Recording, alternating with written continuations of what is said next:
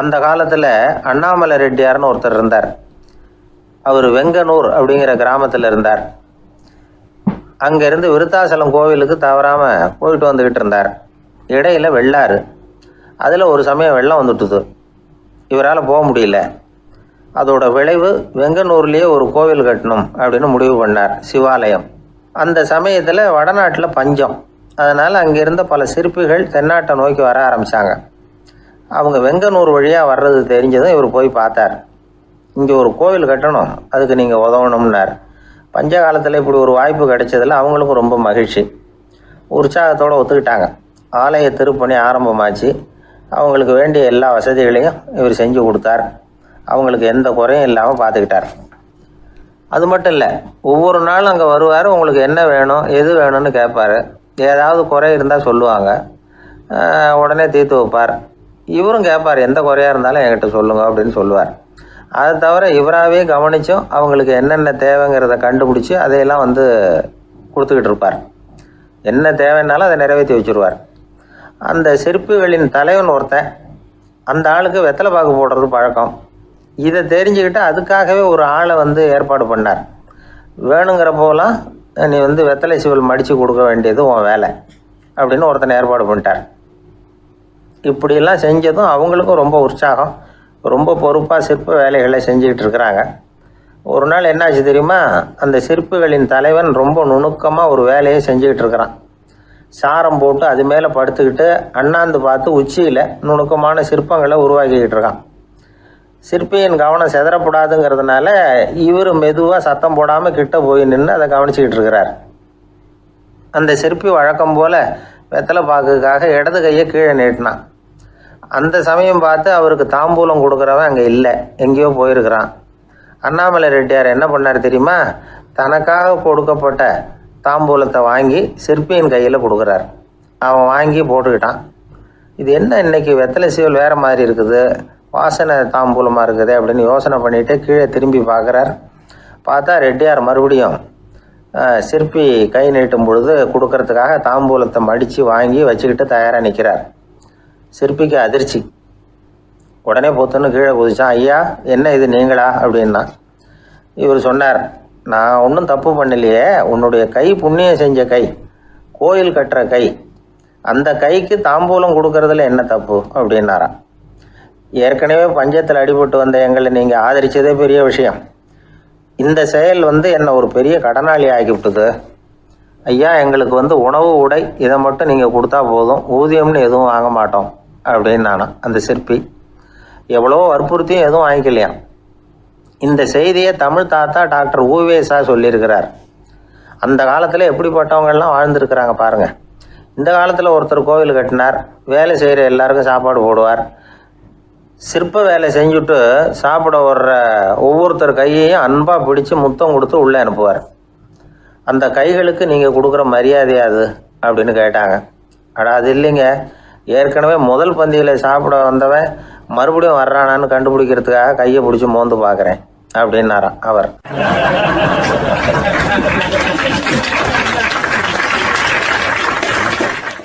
பிரம்மத்தை அறிந்தவன் பிரம்மமாகிறான் அப்படின்னு ஒரு பெரியவர் பேசினார் ஒரு கோவிலில்.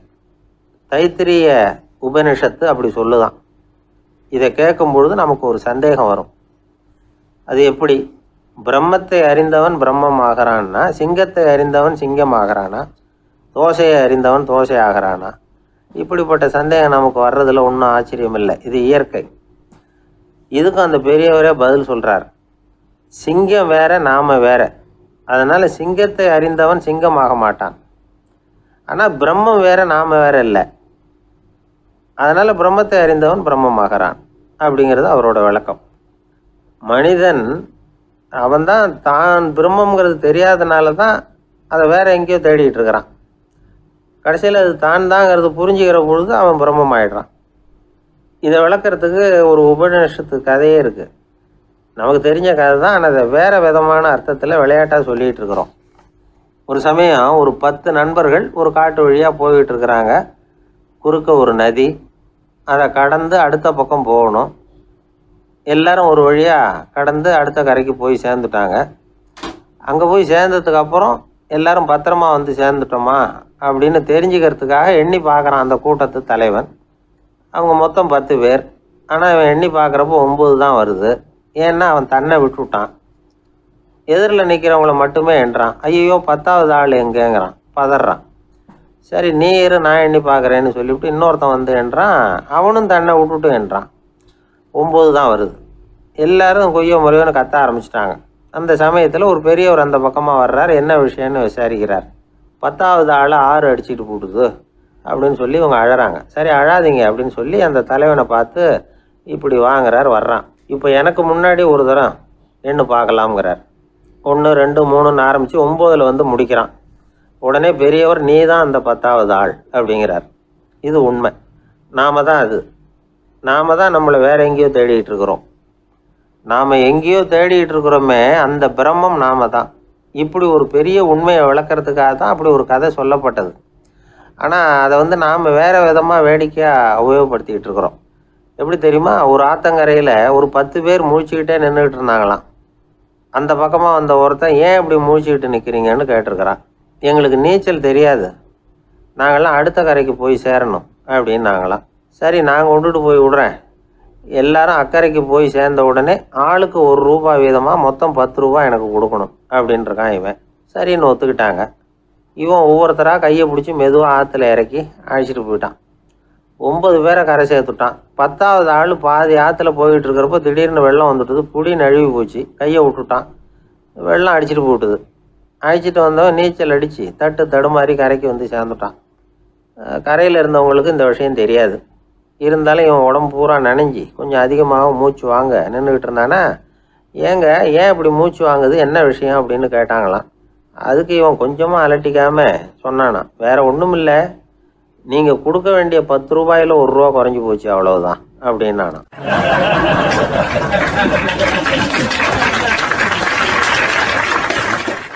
ஒரு ஆள் ராமகிருஷ்ணரை தேடி வந்தான். அவன் கையில் 1000 பொற்காசுகள் வச்சுருந்தான். அதை அவர்கிட்ட கொடுத்து இதை ஏற்றுக்கணும் அப்படின்னு ரொம்ப பணிவாக கேட்டுக்கிட்டான். அவர் பார்த்தார், இது எனக்கு தேவையில்லை, ஆனாலும் உன்னுடைய மனசை புண்படுத்துறதுக்கு நான் விரும்பலை, அதனால் நீ கொடுக்குறத வாங்கிக்கிறேன்னார். வாங்கிக்கிட்டார். அப்புறம் கேட்டார், இதை பாரு, இனிமேல் இதெல்லாம் என்னுடைய இது தானே அப்படின்னார். ஆமாம், அதையெல்லாம் நான் உங்களுக்கே கொடுத்துட்டேன் அவன். சரி, இப்போ நீ எனக்காக ஒரு காரியம் பண்ணணும்னார். என்ன செய்யணும்னு சொல்லுங்கன்னா, இந்த நாணயங்களையெல்லாம் எடுத்துக்கிட்டு போய் கங்கை நதியில் எரிஞ்சுட்டு வா அப்படின்னார். இவனுக்கு அதிர்ச்சியாக போச்சு. என்ன பண்ணுறது, இனிமேல் அது முடியாதுன்னு சொல்ல முடியாது. ஏன்னா அந்த நாணயங்களையெல்லாம் அவருக்கே கொடுத்துட்டான். இனிமேல் அதெல்லாம் இவனுடையது இல்லை. பேசாமல் அவ்வளோவே அள்ளிக்கிட்டு ஆத்தங்கரைக்கு போனான். போனவன் ரொம்ப நேரம் திரும்பியே வரல. ராமகிருஷ்ணருக்கு சந்தேகம், என்ன ஆச்சு அந்த மனுஷனுக்கு, காசுகளோடு அந்த கங்கையில் குதிச்சுட்டானா, போகும்பொழுதே ஒரு மாதிரியாக தான் போனான், போய் என்னன்னு பார்த்துட்டு வாங்க அப்படின்னார். அங்கே இருந்த ஒருத்தர் ஓடி போய் பார்த்தார். அவர் போய் பார்க்கும் பொழுது அவன் அங்கேயே இருந்தான். அதுக்கப்புறம் அவர் திரும்பி வந்தார். வந்து விவரத்தை சொன்னார். அதாவது அவன் கங்கை கரையில் உட்காந்துக்கிட்டு ஒவ்வொரு நாணயமாக 1 2ன்னு எண்ணி வீசிக்கிட்டு இருக்கிறான். அவனை சுற்றி ஒரு கும்பல் நின்றுக்கிட்டு அவனை தடுத்துக்கிட்டு இருக்குது அப்படின்னு விவரத்தை சொன்னார் போயிட்டு வந்தவர். இதை கேட்டதும் ராமகிருஷ்ணரே புறப்பட்டு அங்கே போனாராம். என்ன இப்படி பண்ணிகிட்டு இருக்கிற, நான் உன்னை அந்த நாணயங்களை கங்கையில் வீசி எறிய சொன்னேன், நீ ஏன் அதை எண்ணிக்கிட்டு இருக்கிற அப்படின்னார். பழக்கம்தான் காரணம், நான் ஒவ்வொரு நாளும் ஒவ்வொன்றா சேமித்து வச்சேன். இன்றைக்கி என்கிட்ட நிறைய இருக்குது, உங்களுக்கு ஒரு 1000 நாணயங்களை கொடுக்கணுங்கிறது என்னோடய ஆசை அப்படின்னா. இப்போ ராமகிருஷ்ணர் சொன்னார், ஒரே நேரத்தில் எல்லாத்தையும் சம்பாதிச்சிருந்தா நீ எண்ணுறது பொருத்தமாக இருக்கும். எல்லாத்தையும் இழக்கும்போது ஒவ்வொன்றா எண்ணிக்கிட்டு இழக்கிறதுங்கிறது சரியான செயல் இல்லை. அதனால் ஒரே தடவையாக எல்லாத்தையும் தூக்கி எறிஞ்சிடும் அப்படின்னார். இது இழப்பது அப்படிங்கிற ஒரு உயர்ந்த நிலை. இதை நாம் யதார்த்த வாழ்க்கையில் சம்மந்தப்படுத்தி பார்த்து குழப்பிக்கிட்டு இருக்கக்கூடாது. இழக்கிறேன்னு சொல்லிக்கிட்டு இருக்கிற காசையெல்லாம் ஆற்றுலையும் குளத்துலையும் கொண்டு போய் எரிஞ்சுட்டு வாங்க அப்படின்னு உபதேசம் பண்ணுறதாக யாரும் நினச்சிடக்கூடாது. இதில் நாம் புரிஞ்சிக்க வேண்டியது என்னென்னா, எதையாவது ஒன்றை இன்னொருத்தருக்கு கொடுக்கணும் அப்படின்னு விருப்பப்பட்டால் அதை மனப்பூர்வமாக கொடுத்துடணும். கொடுத்துட்டு அதையே நினச்சிக்கிட்டு இருக்கக்கூடாது. நம்மால் ஒருத்தர் ஒரு ₹100 நோட்டை தன்னுடைய நண்பர் ஒருத்தர்கிட்ட கொடுத்து, இது உனக்கு தான் வச்சுக்கோ அப்படின்னார். அவர் பார்த்தார், இது இனிமேல் எனக்கு தானே சொந்தம் அப்படின்னார். ஆமான்னார் அவர். அப்படின்னா எனக்காக நீ ஒரு உதவி செய்யணும்னார்.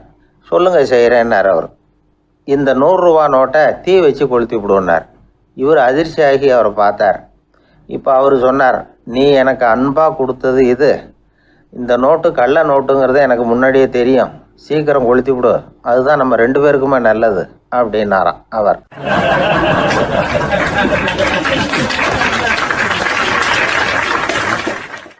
எங்கே போயிட்டு வரீங்க அப்படின்னு கேட்டேன். எனக்கு வேண்டப்பட்ட ஒருத்தரை பார்த்து. ஆஸ்பத்திரிக்குன்னார். எந்த ஆஸ்பத்திரிக்குன்னே? மாட்டு ஆஸ்பத்திரிக்குன்னார். என்ன விஷயம்னே? மாமனாருக்கு உடம்பு சரியில்லை, அதுதான் மாட்டு ஆஸ்பத்திரிக்கு போயிட்டு வரேன்னார். அட பாவி, அதுக்கு அந்த ஆஸ்பத்திரிக்கா போவாங்க அப்படின்னு ஆச்சரியமா. அட அது இல்லைப்பா, முதல்ல எங்கள் குடும்ப டாக்டர் தான் தேடிக்கிட்டு போனேன். அவர் அந்த நேரத்தில் அவர் வளர்க்குற நாய்க்குட்டிக்கு உடம்பு சரியில்லைன்னு சொல்லி அதை தூக்கிக்கிட்டு மாட்டு ஆஸ்பத்திரிக்கு போயிட்டாராம் சொன்னாங்க. அதனால் அங்கே போய் அவரை சந்தித்து விஷயத்தை சொல்லிவிட்டு வர்றேன்னார். அப்புறம் தான் எனக்கு கொஞ்சம் நிம்மதியாக இருந்தது. பொதுவாக நமக்கு தெரிஞ்ச வரையில் டாக்டர்கள் 2 வகை. நமக்கு வைத்தியம் பண்ணுற டாக்டர்கள் ஒரு வகை, நம்மக்கிட்ட இருக்கிற ஆடு மாடு கோழிக்கு வைத்தியம் பண்ணுற டாக்டர்கள் ஒரு வகை. இப்போ தான் எனக்கு தெரியும் இன்னொரு வகையான டாக்டர்களும் உண்டுங்கிறது. அது யாருன்னா பூச்சிகளுக்கு வைத்தியம் பண்ணுற டாக்டர்கள், அதாவது பூச்சி டாக்டர்கள். வெளிநாடுகளில் அப்படிலாம் கூட சில பேர் இருக்கிறாங்க. பிரிட்டனில் யார்க்ஷயர் வட்டாரத்தில் ராதர்ஹாம் அப்படின்னு ஒரு ஊர். அங்கே ஒரு விலங்கியல் மருத்துவர் பேர் டாக்டர் லான்ஸ் ஜெப்சன். அவர் ஆஸ்பத்திரி வாசலில் பார்த்தீங்கன்னா தினமும் நிறைய பேர் நின்றுக்கிட்டு இருப்பாங்க. கையில் கண்ணாடி குடுவை, தகர டப்பா இப்படி ஏதாவது இருக்கும். அதுக்குள்ளே ஏதாவது பூச்சிகள் இருக்கும். அதுக்கு வைத்தியம் பண்ணுறதுக்காக வந்தவங்க தான் அவங்க எல்லாம். சிலந்தி பூச்சி, பல்லி, தேளு, பாம்பு இப்படி ஏதாவது இருக்கும். பொழுதுபோக்காக சில பேர் நாய், பூனை, கிளி, மைனா, புறா இப்படி ஏதாவது வளர்க்குறாங்கல்ல, அது மாதிரி இப்போல்லாம் தேளு, பல்லி, பாம்பு, பூச்சி இதையெல்லாம் வளர்க்க ஆரம்பிச்சிட்டாங்களாம். இது ஒரு புது ஃபேஷன். இப்போ கூண்டுக்குள்ளே டப்பாக்குள்ளே போட்டு வளர்க்குறது, அதுக்கு ஏதாவது நோய் வந்துட்டுதுன்னா வைத்தியம் பண்ணுறதுக்கு டாக்டர்கிட்ட வந்துட வேண்டியது, இப்படி இந்த பழக்கம்லாம் நிறையா வந்துட்டுது. ரத்தம் உறிஞ்சிற அட்டைகள் கூட இவங்ககிட்ட வைத்தியத்துக்கு வருதான். சிலந்திகளில் செங்கால் சிலந்தின்னு ஒரு வகை. மத்திய அமெரிக்க காடுகளில் இது அதிகம். சிலந்திகள்லேயே ரொம்ப விலை உசந்தது இந்த ரகம்தான். கால்களில் சிவப்பு கோடுகள் இருக்கும். இந்த இனம் இப்போ குறைஞ்சிக்கிட்டே வர்றதுனால சர்வதேச விதிகளின்படி இவற்றின் ஏற்றுமதி இறக்குமதிக்கு தடை விதிக்கப்பட்டிருக்குது. அதனால் இதை வளர்க்குறவங்க வீட்டுக்குள்ளேயே இனவிருத்தி மூலமாக பெருக்கி விற்பனை பண்ணிட்டு வராங்களாம். அந்த வகை சிலந்திகள் தான் இப்போ வைத்தியத்துக்கு அதிகமாக வருதான். சரி, இதுக்கெல்லாம் எப்படி வைத்தியம் பண்ணுறாங்க? முதல்ல அதை குளிர்பதன பெட்டியின் வழுவழுப்பான சுவரில் விட்ட உடனே அதெல்லாம் மெதுவாக இறங்கி வரும். அப்போ அதன் நோயை கண்டுபிடிக்கிறது சுலபம். அப்புறம் அதுக்கு கிருமிகளை கொல்லக்கூடிய மருந்துகளையோ வலி நிவாரண மருந்துகளையோ கொடுப்பாங்க. கால் உடைஞ்ச சிலந்திகளுக்கு பசையை கொண்டு ஆப்ரேஷன் பண்ணுவாங்க. சில சிலந்திகளுக்கு உடைஞ்ச காலை எடுத்துட்டா புதிய கால் வளர்ந்துடும். சிலந்திகளை மனிதர்கள் கையில் எடுக்கிறப்போ அது பயந்து போய் கீழே குதிக்குது. அதனால் கால் உடஞ்சி விடுது, இல்லைன்னா வயிறு சேதமடையுது. அந்த நிலைமையில் வர்ற சிலந்திகளுக்கு மயக்க மருந்து கொடுத்து ஆப்ரேஷன்லாம் கூட பண்ணுறாங்களாம். பார்த்தீங்களா பூச்சிகளுக்கு வந்த வாழ்வே. நம்ம ஊர்லேயும் வீடுகளில் பூச்சிகள் வளர்க்குறது உண்டு. ஒருத்தர் வந்தார், எனக்கு 3000 கரப்பாம்பூச்சி அவசரமாக தேவைப்படுது, எங்கே கிடைக்கும்னு கேட்டார். கரப்பாம்பூச்சியா? அது என்னத்துக்குன்னு கேட்டோம். அது வேற ஒன்றும் இல்லை, நான் குடியிருக்கிற வாடகை வீட்டை காலி பண்ண போகிறேன். வீட்டு சொந்தக்காரர் என்ன சொல்கிறாருன்னா, இந்த வீட்டுக்கு நான் குடி வந்தப்போ எப்படி இருந்ததோ அதே நிலைமையில் விட்டுட்டு போகணும்னு வீட்டுக்காரர் சொல்லியிருக்கிறார், அதனால தான் கேட்டேன் அப்படின்னார்.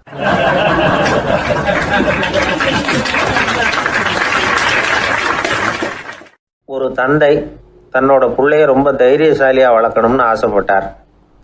அதுக்காக அவனை கூப்பிட்டு உட்கார வச்சு இப்படி உபதேசம் பண்ணார். இதை பாருப்பா, நான் உன்னாட்டம் இருக்கிறப்போலாம் எதுக்கும் பயப்பட மாட்டேன், ரொம்ப துணிச்சலாக இருப்பேன். ஒரு நாள் ஒரு அப்பாவி எலிய ஒரு பூனை துரத்திட்டு ஓடிச்சு. நான் உடனே என்ன செஞ்சேன் தெரியுமா? அந்த பூனையை பிடிச்சேன், அது வாலில் ஒரு பட்டாசு சரத்தை கட்டினேன், கொளுத்தி விட்டேன், படபடன்னு வெடிக்க ஆரம்பிச்சுட்டுது. அது துள்ளிக்கிட்டு அங்கேயும் இங்கேயும் ஓடி இருக்கு பாரு ஓட்டம், ரொம்ப தமாஷு அப்படின்னார் அப்பா. இப்படி சொல்லிவிட்டு பையனை பார்த்து, இதை கேட்கறதுக்கு உனக்கும் துணிச்சல் வருதா? நான் என்னுடைய செயலை நீ கேட்குறப்போ உனக்கு துணிச்சல் வருதா அப்படின்னு கேட்டார். வருதுன்னா பையன். எப்படின்னா அப்படிங்கிற விவரத்தையும் சொன்னான் அவன். அதாவது எலியை விரட்டினத்துக்காக பூனை வாலில் பட்டாசு கொளுத்துனீங்க நீங்கள், பூனையை விரட்டினத்துக்காக உங்கள் கழுத்தில் பட்டாசு சரத்தை மாட்டினா என்னென்னு தோணுது எனக்கு அப்படின்னு பையனோட துணிச்சல் அப்பாவையே நடுங்க வச்சுட்டுது. அது சரி, ஒரு அப்பா பிள்ளைக்கு இப்படியா உபதேசம் பண்ணுறது?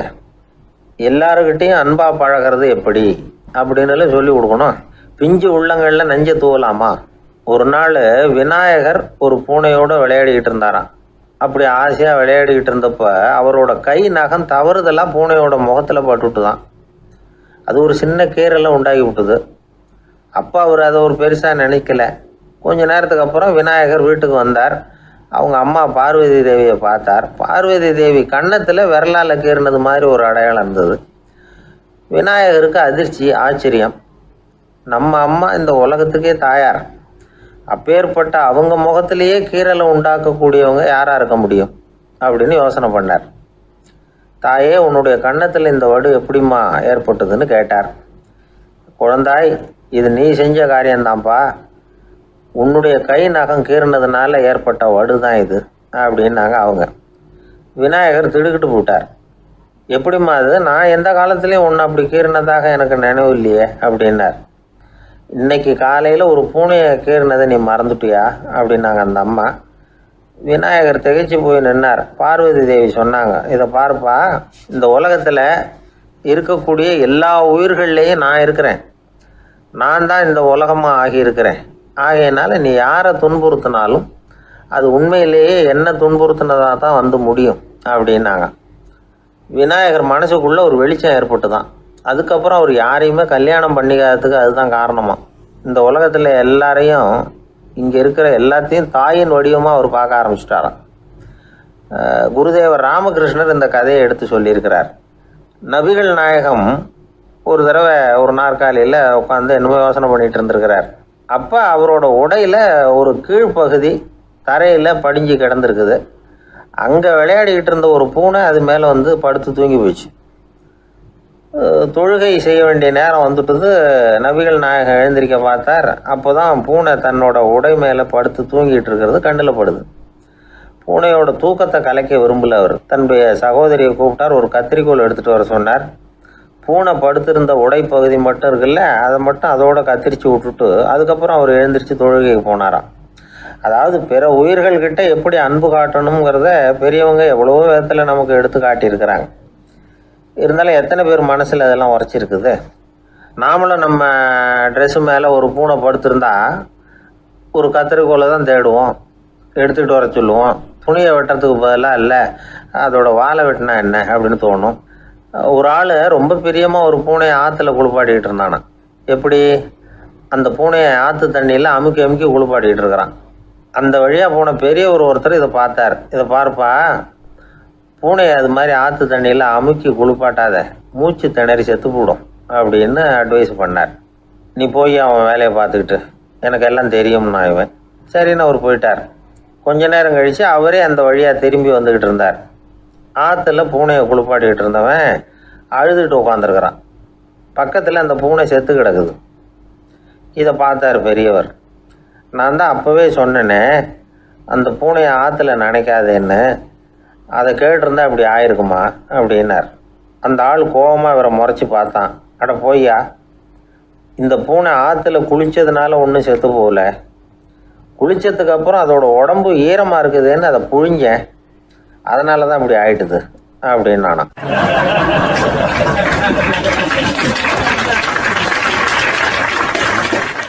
உலகத்தில் எது எதுக்கோ ஆராய்ச்சி கூடங்கள் இருக்குது இல்லை? அது மாதிரி தூக்கத்தை பற்றி ஆராய்ச்சி பண்ணுறதுக்கு ஒரு ஆராய்ச்சி கூடம் இருக்குது. அப்படி ஆராய்ச்சி பண்ணணும்னா அதுக்கு மூழ்கிக்கிட்டு இருக்கணும்ல. அதனால தான் அந்த ஆராய்ச்சி கூடம் இங்கே இல்லை. அமெரிக்காவில் பாஸ்டன் பல்கலைக்கழக மருத்துவமனையில் அது இருக்குது. அங்கே தூக்கத்தை பற்றி பல விதமான ஆராய்ச்சிகள் பண்ணிகிட்டு இருக்கிறாங்க. அந்த ஆராய்ச்சி கூடத்தில் இயக்குனராக இருக்கிற ஒரு நிபுணர் அவர் என்ன சொல்கிறார் தெரியுமா? உங்களுக்கு தூக்கம் வரலையா, நீங்கள் நல்லா தூங்குறதுக்கு தாராளமாக சில யோசனைகளை என்னால் சொல்ல முடியும் அப்படிங்கிறார். யோசனை தானே, காசா பணமாக கேட்டு வச்சுக்கலாமே. உணவு, மனநிலை, தூங்கும் இடத்தோட சூழ்நிலை, படுக்கைக்கு செல்கிறப்போ உள்ள பழக்க வழக்கங்கள், இது காரணமாக ஒருத்தருக்கு தூக்கம் வராமல் போகலாம். தூக்கம் வராததுக்கு இதுதான் காரணம்னா அதையெல்லாம் சுலபமாக கட்டுப்படுத்தலாங்கிறார் அவர். தூக்கத்தை வரவழைக்கக்கூடிய ஒரு நல்ல மருந்து உடற்பயிற்சி. ஆனால் ஒன்று, படுக்க போகிற நேரத்தில் இது மாதிரி உடற்பயிற்சிகள் எல்லாம் செய்யக்கூடாது. கொஞ்சம் முன்னாடி பகல்லையே இந்த பயிற்சிகளை செய்கிறது நல்லது. தூக்கம் வராமல் அவதிப்படுறவங்க பிற்பகல் நேரங்களில் காஃபி, டீ இது மாதிரி பானங்களை சாப்பிடக்கூடாது. மது அருந்துறது கூட தூக்கத்தை பாதிக்கும். வெது வெதுப்பான நீரில் குளிக்கிறது, தியானத்தில் ஈடுபடுறது, ஓய்வாக இருக்கிறது, படுக்கிறது, அதாவது படுக்கிறதுக்கு முன்னாடி ஒரு கோவலை பால் சாப்பிட்றது, இதெல்லாம் தூக்கத்தை வரவழைக்கிறதுக்கு ரொம்ப உதவியாக இருக்கும். இன்னொரு விஷயம் என்னென்னா, தூங்கி ஆகணுமேங்கிற கவலை வேண்டியதில்லை. அப்படி நினச்சி கவலைப்படுறதை விட்டுடணும். தூக்கம் வரலையா, உடனே படுக்கையை விட்டு எழுந்திரிக்க வேண்டியது. வெளியில் வாங்க, வேறு ஏதாவது வேலையில் ஈடுபடுங்க, கொஞ்சம் நேரம் உலாவுங்க, அல்லது ஏதாவது ஒரு புஸ்தகத்தை எடுத்து படிங்க. களைப்பு ஏற்பட்டால் மறுபடியும் படுக்கைக்கு போங்க. தூக்கம் தானே வந்துடும். ஒரு விஷயத்தை மட்டும் நல்லா ஞாபகத்தில் வச்சுக்கணும். படுக்கைக்கு போகிறப்போ உங்கள் மற்ற எல்லா பிரச்சனைகளையும் மறந்துடணும். அது எப்படி சார் முடியும்? அந்த நேரம் தானே எல்லா பிரச்சனையும் வரிசையாக ஞாபகத்துக்கு வருது அப்படின்னு நாம் நினைக்கலாம். ஆனால் பழக்கத்தில் அதை நாம் மாற்றிக்க முடியும். கொஞ்சம் முயற்சி பண்ணணும், அவ்வளோதான். இது எல்லாமே ஆராய்ச்சி பண்ணி பார்த்துட்டு அந்த நிபுணர் சொல்கிற கருத்து தான். இன்னொரு விஷயமும் அவர் சொல்கிறார். அது என்னென்னா, உடல் கோளாறு காரணமாக தூக்கம் வராமல் அவதிப்படுறவங்களுக்கெல்லாம் இந்த யோசனைகள் சரியாக வராது அப்படிங்கிறார். அதுக்கெல்லாம் மருத்துவ சிகிச்சை கொடுத்து தான் சரி பண்ணணும். சில பேருக்கு நடு ராத்திரியில் மூச்சு திணறல் ஏற்பட்டு தூக்கம் வராமல் போயிடும். ஊரெல்லாம் தூங்குறப்போ தான் மட்டும் தூங்காமல் மூழ்கிட்டு இருக்கிறது, ஊரெல்லாம் மூழ்கிட்டு இருக்கிறப்போ தான் மட்டும் தூங்குறது, இது மாதிரி கோளாறுகளால் சில பேர் பாதிக்கப்படலாம். காலு தசை முறுக்கிக்கிறதுனால சில பேருக்கு அடிக்கடி விழிப்பு வரலாம். மன அழற்சி காரணமாக சில பேருக்கு தூக்கம் வராது.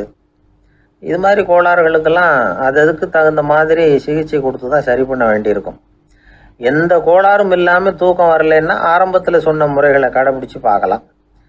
தூக்கம் வந்ததுன்னா யோசனை சொன்ன அந்த நிபுணருக்கு நன்றி சொல்லலாம். ஒருத்தர், ஏன் சார் பஸ்ஸில் தூங்குறது கெட்ட பழக்கமானு கேட்டார். இல்லையே, நான் கூட பஸ்ஸில் போகிறப்ப தூங்கிட்டு தானே போவேன் அப்படின்னார் இன்னொருத்தர். அப்புறம் ஏன் என்ன டிரைவர் வேலை வேணாம்னு வீட்டுக்கு அனுப்பி வச்சுட்டாங்க அப்படின்னாராம் அவர்.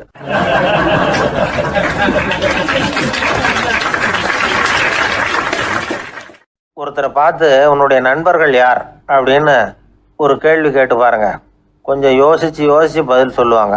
அவங்கக்கிட்டேயே உன்னுடைய எதிரிகள் யார் அப்படின்னு கேளுங்க, கடகடன்னு ஒப்பிச்சிருவாங்க. நம்ம மனசு இருக்க, அது எப்படின்னா, நம்ம நண்பர்களை விட எதிரிகளை அது நல்லா ஞாபகத்தில் வச்சுக்கும். இது ஒரு ஆச்சரியமான உண்மை. உங்களால் நண்பர்களை மறந்துட முடியும், ஆனால் எதிரிகளை மறந்துட முடியாது. இது ஒரு வேடிக்கையான நிலைமை தான். அழகான தருணங்களை நாம் ஏன் மறந்துடுறோம்? இது இயற்கை. ஏன்னா நம்ம மனசு மலர்களை கவனிக்கிறதில்ல, அதில் இருக்கிற முள்ளை தான் கவனிக்குது. தன்னை காயப்படுத்துகிற எதையும் அது உடனே கண்டுகொள்ளுது. ஒரு தெளிந்த சிந்தனையுடைய மனசு மிக அழகாக உள்ள எல்லாத்தையும் கவனிக்கும். அது நன்றியுடன் உணரக்கூடிய எல்லாத்தையும் பார்த்து குறிச்சிக்கும்.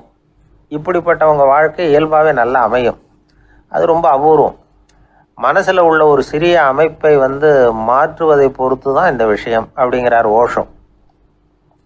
ஒரு யூத கோவில் இருந்து தான், அது யூதர்களின் மடமாகவும் இருந்தது. அங்கே ஒரு தலைமை குரு, அவர் ரொம்ப கண்டிப்பானவர். அந்த கோவிலை ஒட்டி ஒரு தோட்டம்.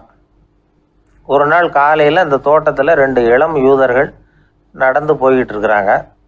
காலையில் 1 மணி நேரம், மாலையில் 1 மணி நேரம் அவங்க அந்த தோட்டத்தில் நடக்கிறதுக்கு அனுமதி உண்டு. மற்ற நேரங்களில் அவங்க மத புத்தகங்களை படிக்கணும், பிற விதிமுறைகளை கடைபிடிக்கணும். அந்த 2 பேருமே தொடர்ந்து புகைப்பிடிக்கிற பழக்கம் உள்ளவங்க. ஆனால் கோவில் மடத்தில் இருக்கிறப்போ அவங்க புகைப்பிடிக்க முடியாது, அது கடுமையான குற்றம். சரி, நாம் தோட்டத்தில் இருக்கிறப்போவாவது புகைப்பிடிக்கலாமா அப்படின்னு ஒரு ஆசை அவங்க 2 பேருக்குமே. இருந்தாலும் பயம். இப்படி கேட்டால் மதகுரு என்ன சொல்லுவாரோ அல்லது என்ன செய்வாரோங்கிற பயம். இப்படியே கொஞ்ச நாள் ஆச்சு. ஒரு நாள் அந்த 2 பேரில் ஒருத்தன் ரொம்ப கலங்கி போய் அந்த கோவிலிருந்து வெளியில் வந்துக்கிட்டு இருந்தான். வந்தவன் நேராக தோட்டத்து பக்கம் போனான். அங்கே இன்னொருத்தன் ஆனந்தமாக புகை பிடிச்சிக்கிட்டு இருக்கிறான். அதை பார்த்து தான் இவனுக்கு அதிர்ச்சி. அட கடவுளே, என்ன இது, நீ கேட்காமலே ஆரம்பிச்சிட்டியா அப்படின்னா. இல்லை நான் கேட்டுவிட்டு தான் ஆரம்பிச்சிருக்கேன்னா அவன். அப்படியா, என்ன மனுஷன் இவர், நானும் தான் கேட்டேன், என்னை கண்ணாமண்ணான்னு திட்டிவிட்டார். இது என்ன கோவிலா இல்லை நரகமா? உனக்கு புகை பிடிக்கணும்னு ஆசையாக இருந்தால் நரகத்துக்கு போகணும்னு சொல்லிவிட்டார். அது சரி, உன்னை மட்டும் எப்படி அனுமதிச்சார் அப்படின்னு கேட்டான் இவன். அவன் சிரிச்சுக்கிட்டே, நீ எப்படி கேட்ட சொல்லு அப்படின்னா.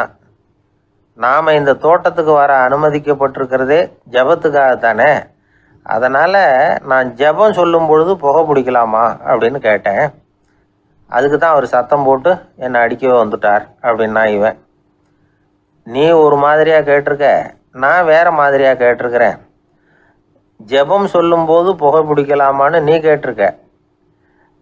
ஐயா, புகை பிடிக்கும் பொழுது ஜெபிக்கலாமா அப்படின்னு நான் கேட்டேன். அதில் தப்பு ஒன்றும் இல்லை அப்படின்னு பதில் சொல்லிட்டார் அப்படின்னா. ஒரு சிறிய மாற்றம்தான் அது மிகப்பெரிய மாறுதலை ஏற்படுத்தி விட்டது. மனசு நல்ல விதமாக சிந்திக்க ஆரம்பிச்சுட்டுதுன்னா மகிழ்ச்சிக்கு பஞ்சம் இல்லை. ஒரு கஞ்சன் ஆற்றுல விழுந்துட்டான், வெள்ளத்தில் தத்தடிச்சுக்கிட்டு இருக்கிறான்.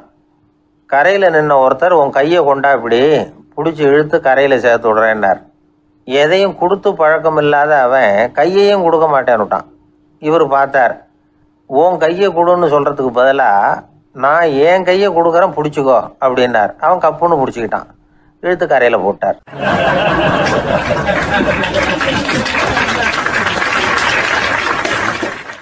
ஆயிரத்தி 1816 செப்டம்பர் மாதம் 11 பிரான்ஸ் தேசத்தில் உள்ள ஒரு மருத்துவமனை.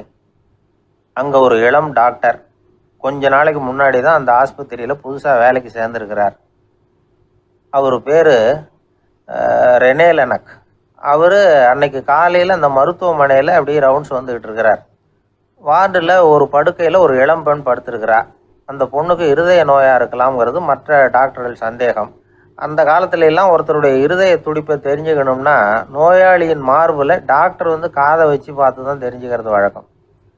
ஆனால் இந்த பெண்ணும் வந்து இளம் பெண், அந்த டாக்டரும் புதுசாக சேர்ந்துருக்கிறவர். அதனால் பரிசோதனை பண்ண தயங்கினார். கொஞ்ச நேரம் யோசனை பண்ணார்.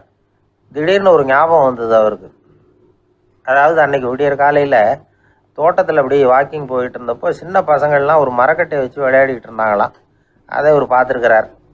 அது என்ன விளையாட்டுனா, ஒரு நீளமான மரப்பலகை, அதில் ஒரு முனையில் ஒரு பையன் தன்னுடைய காதை வச்சுக்கிட்டு இருக்கிறான், மறுமுனையில் இன்னொரு பையன் அந்த மரப்பலகையை ஒரு ஆணியால் கீறிக்கிட்டு இருக்கிறான்.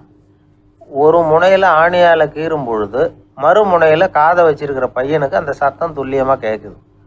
அந்த டாக்டருக்கு காலையில் பார்த்த இந்த விளையாட்டு ஞாபகத்துக்கு வந்துட்டுது. உடனே என்ன பண்ணார் தெரியுமா? ஒரு நீளமான காகிதத்தை எடுத்தார். அதை அப்படியே உருளை மாதிரி உருட்டினார். ஒரு முனையை அந்த நோயாளியின் மார்பில் இடது பக்கம் வச்சார், இன்னொரு முனையில் தன்னுடைய காதை வச்சார். என்ன ஆச்சரியம்! நோயாளியின் மார்பில் நேரடியாக காதை வச்சு கேட்குறத விட துல்லியமாக கேட்டுது இதய துடிப்பு. இதய துடிப்பு மட்டும் இல்லை, மூச்சு இழுத்து விடுறது, திரவ பொருள்களின் அசைவு, எல்லா சத்தமும் தெளிவாக கேட்குது. கிரேக்க மொழியில் ஸ்டெத்தாஸ் அப்படின்னா மார்பு, ஸ்கோப்பின் அப்படின்னா பார்ப்பதுன்னு அர்த்தம். அதனால் டாக்டர் ரெனே லெனக் தான் கண்டுபிடிச்ச கருவிக்கு ஸ்டெத்தஸ்கோப் அப்படின்னு பேர் வச்சார். அவரே வந்து முதல் மாடலையும் செஞ்சார். அளவு ரொம்ப பெருசாக இருந்தது, சுலபமாக எடுத்துகிட்டு போகிறது கஷ்டம், அது அவ்வளோ கஷ்டமாக இருந்தது அது. அதனால் அவரே அதை அப்புறம் 2 பிரிவாக தயார் பண்ணார். இது 2 துண்டையும் டாக்டர் தன்னோட கோட்டு பாக்கெட்டில் வச்சுக்கலாம், தேவைப்படுறப்ப எடுத்து ஒன்றா சேர்த்துக்கலாம். இப்படி தான் அவர் ஆரம்பத்தில் பண்ணார். தன்னுடைய இந்த கண்டுபிடிப்பை பற்றி அவர் ஒரு புத்தகம் எழுதினார். நிறைய விற்றுது, புகழும் பணமும் சேர்ந்தது. பணமும் புகழும் வந்து சேர்ந்தது மாதிரியே அவருக்கு ஒரு நோயும் வந்து சேர்ந்தது. அது என்ன நோயின்னு கண்டுபிடிக்கிறதுக்கும் அவர் கண்டுபிடிச்ச கருவி தான் உபயோகப்பட்டு தான். அவரே அதை கண்டுபிடிச்சார். அவருக்கு வந்திருந்தது காச நோய். 1826 ஆகஸ்ட் மாதம் 13 உலகத்தின் முதல் ஸ்டெதஸ்கோப்பை கண்டுபிடிச்ச டாக்டர் ரெனே லெனக் காலமானார். அவர் சாகிறதுக்கு முன்னாடி மரத்தால் செஞ்சு வச்சுருந்த ஸ்டெதஸ்கோப்பை தனக்கு வேண்டியப்பட்ட ஒரு டாக்டர்கிட்ட கொடுத்து, என்னுடைய சொத்துக்கள்லேயே ரொம்ப வசந்தது அப்படின்னு சொன்னாராம். அதுக்கப்புறம் 3 வெள்ளைக்காரங்க சேர்ந்து இந்த கருவியில் சில மாற்றங்களை பண்ணாங்க. ஆனால் 1829 லண்டனில் டாக்டர் நிக்கோலஸுங்கிறவர் ஒரு காதால் இதய துடிப்பை கேட்குறத விட டாக்டர் 2 காதாலையும் கேட்குறது தான் சரியாக இருக்கும் அப்படின்னு ஒரு கருத்தை வெளியிட்டார். அதுக்கப்புறம் ரொம்ப காலம் கழித்து 1852 ஜார்ஜ் காமான் அப்படிங்கிறவர் ரப்பர் டியூப்களை உபயோகப்படுத்தி 2 காதாலையும் கேட்குற மாதிரி ஒரு புதிய வடிவத்தை அதுக்கு கொடுத்தார். அதுக்கு பிறகு அது படிப்படியாக எவ்வளவோ மாற்றங்கள் இருந்தாலும் ஆரம்பத்தில் டாக்டர் ரெனே லெனக் உருவாக்கின அடிப்படை மாடலை யாரும் மாற்றி அமைக்கலைங்கிறது தான் முக்கியமான விஷயம். நமக்கு தெரிஞ்ச ஒரு ஆஸ்பத்திரி, அதில் ஒரு நோயாளி, காலை நேரத்தில் நர்ஸு அந்த பக்கமாக போயிட்டு இருந்தாங்க. அதை பார்த்துட்டு ஒரு நர்ஸுன்னு கத்துறார். நர்ஸு அவசரமாக ஓடி வந்து என்ன விஷயம்னு கேட்டாங்க. சிஸ்டர், இங்கே பாருங்கள், உங்கள் டாக்டரை என் நெஞ்சில் ஒரு காதை வச்சு கேட்டுக்கிட்டு இருக்கிறார் அப்படின்னார் நோயாளி. சிஸ்டர் பதட்டப்படாமல், அதனால் என்ன, இந்த டாக்டர் பழமையான விஷயங்களில் ரொம்ப நம்பிக்கை உள்ளவர், அதனால் ஸ்டெத்தாஸ்கோப்பை உபயோகப்படுத்தாமல் காதை வச்சு கேட்குறார், அது ஒன்றும் தப்பு இல்லை அப்படின்னாங்களாம். ஐயோ, அதுக்காக இல்லை சிஸ்டர், இவர் என் நெஞ்சு மேலே தலையை வச்சது நேற்று ராத்திரி 9 மணி, இப்போ விடிஞ்சு போச்சு, இன்னமும் தலையை எடுக்கவே இல்லை, அதுக்காக தான் சந்தேகப்பட்டு உங்களை கூப்பிடுறேன் அப்படின்னாராம்.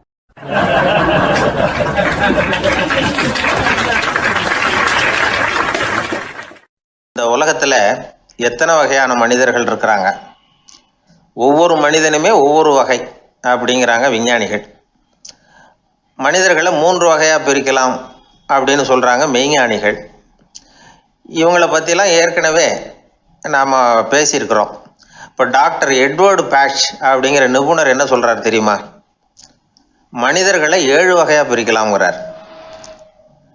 மனிதர்களின் மனநிலை அடிப்படையில் அவங்கள 7 விதமாக வகைப்படுத்துகிறார் அவர். சரி, அது என்ன 7 வகை? முதல் வகை என்னன்னா, பயந்த குணம் உள்ளவங்க.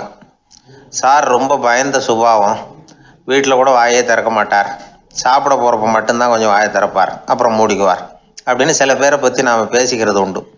இவங்கள்லாம் இந்த வகை, அதாவது பயந்த குணம் உள்ளவர்கள் அப்படிங்கிற முதல் வகை. சரி, 2வது வகை என்னன்னா, சஞ்சலப்படுகிறவர்கள், எதுக்கு எடுத்தாலும் கலக்கம், குழப்பம், இப்படியே காலம் தள்ளிட்டு இருப்பாங்க. பல பேர் பார்த்துருப்பீங்க. அவங்கெல்லாம் இந்த வகை. 3வது வகை என்னன்னா, யதார்த்த உலகை மறந்து கற்பனை உலகத்திலேயே மிதக்கிறவங்க. இளைஞர்கள், கவிஞர்கள், இப்படி பல பேர் இருக்கிறாங்க. எப்போ பார்த்தாலும் கற்பனை உலகத்திலேயே மிதந்துக்கிட்டு இருப்பாங்க.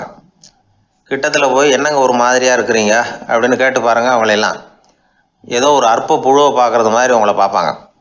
அதுவும் அந்த வானத்து நிலாவை பாருங்கள், அது என்னை வா வான்னு கூப்பிடுது, எனக்கு சீக்கிரத்தில் ஒரு நாள் சிறகுகள் முளைக்கும், சிறகடித்து வானத்தில் பறந்து போவேன், அந்த செல்ல நிலாவை கொஞ்சிவிட்டு வருவேன், இப்படிலாம் பேசிகிட்டு இருப்பாங்க.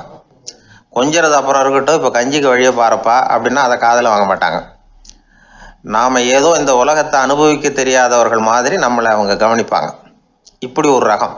4வது வகை மனிதர்கள் எப்படின்னா, இவங்க தனிமை உணர்வு மிக்கவர்கள்.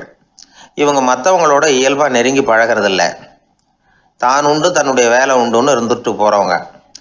அடுத்த வீட்டில் இருக்கிறவர் யார் அப்படின்னு கேட்டால் கூட அடுத்த வீடுன்னு ஒன்று இருக்கா அப்படிங்கிறது மாதிரி நம்ம முகத்தை பார்ப்பாங்க. அவங்ககிட்ட மேற்கொண்டு நாம் என்னத்தை பேச முடியும்? இப்படி ஒரு வகை. 5வது வகை மனிதர்கள் எப்படின்னா, இவங்க மற்றவங்க செல்வாக்குக்கு உட்பட மறுப்பவர்கள். அடுத்தவங்களோட செல்வாக்குக்கு இவங்க ஆட்படுறதில்ல. நான் யார் தெரியுமான்னு கேட்டால் அதை தெரிஞ்சுட்டு எனக்கு என்ன ஆக போகுதும்பாங்க.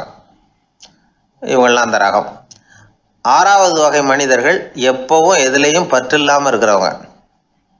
இது ஒரு துறவு மனப்பான்மை. இயல்பாகவே சில பேர் இப்படி உண்டு, அவங்களுக்கு எதுலேயும் ஒரு ஈடுபாடு இருக்காது. அப்படிப்பட்டவங்கெல்லாம் 6வது வகை. 7வது வகை மனிதர்கள் மற்றவங்க கவலையை தன்னுடையதாக ஆக்கிக்கிட்டு கவலைப்படுறவங்க. இவங்கெல்லாம் மகாத்மாக்கள். தாம் வேறு அடுத்தவங்க வேறு அப்படிங்கிற எண்ணம் இவங்களுக்கு வர்றதில்லை. அதனால் அடுத்தவங்களுக்கு ஒரு துன்பம் வந்ததுன்னா இவங்களால சும்மா இருக்க முடியறதில்ல. ஆகக்கூடி இப்படி 7 விதமான மனிதர்களை அடையாளம் காட்டுறார் அந்த நிபுணர். இதில் நாம் எந்த வகையில் வர்றோம் அப்படிங்கிறத நாம் தான் அடையாளம் கண்டுபிடிக்கணும். எனக்கு தெரிஞ்ச ஒரு மனிதர் உண்டு. அவர் ஒரு வித்தியாசமான வகை. எதையும் நடைமுறை சாத்தியமாக சிந்திக்கிறவர். எப்பவும் அடுத்தவங்களும் நல்லா இருக்கணும், நாமும் நல்லா இருக்கணும் அப்படின்னு ஆசைப்படுறவர். அவருக்கு ஒரு சமயம் திடீர்னு உடம்பு சுகம் இல்லாமல் போயிட்டுது. டாக்டர்கிட்ட போனார், பணம் கொடுத்தார், வைத்தியம் பார்த்துக்கிட்டார். அவர் எழுதி கொடுத்த மருந்து சீட்டை வாங்கினார். ஒரு மருந்து கடைக்கு போனார், பணம் கொடுத்தார், மருந்து வாங்கினார். அதை எடுத்துகிட்டு வீட்டுக்கு வந்தார். அதுக்கப்புறம் அந்த மருந்து அவர் சாப்பிடணும்ல, சாப்பிடவே இல்லை, அப்படியே சும்மா வச்சுட்டார். அவரை பார்த்து கேட்டேன், ஏன் சார் இப்படி பண்ணுறீங்க, வீண் செலவு தானே இது, நீங்கள் ஏன் டாக்டர்கிட்ட போய் பணம் செலவு பண்ணினீங்கன்னு கேட்டேன். அவர் சொன்னார், டாக்டர் வாழணும் இல்லையா, அதனால தான் அப்படின்னார். சரி, அப்புறம் ஏன் மருந்து வாங்கினீங்க அப்படின்னு கேட்டேன். மருந்து கடைக்காரர் வாழணும் இல்லையா, அதனால தான் அப்படின்னார். சரி, அப்புறம் ஏன் வாங்கின மருந்து சாப்பிடாம வச்சுட்டீங்க அப்படின்னதுக்கு, நான் வாழணும் இல்லையா அதனால தான் அப்படின்னார். இவர் வாழ்க்கையை புரிஞ்சுக்கிட்டவர். இப்படி வாழ்க்கையை புரிந்து கொண்டு வாழ தெரிஞ்சுக்கணும். எந்த வகை மனிதர் நாம் அப்படிங்கிறத புரிஞ்சுக்கிட்டு வாழ்ந்தோம்னா வாழ்க்கையில் வெற்றி நிச்சயம்.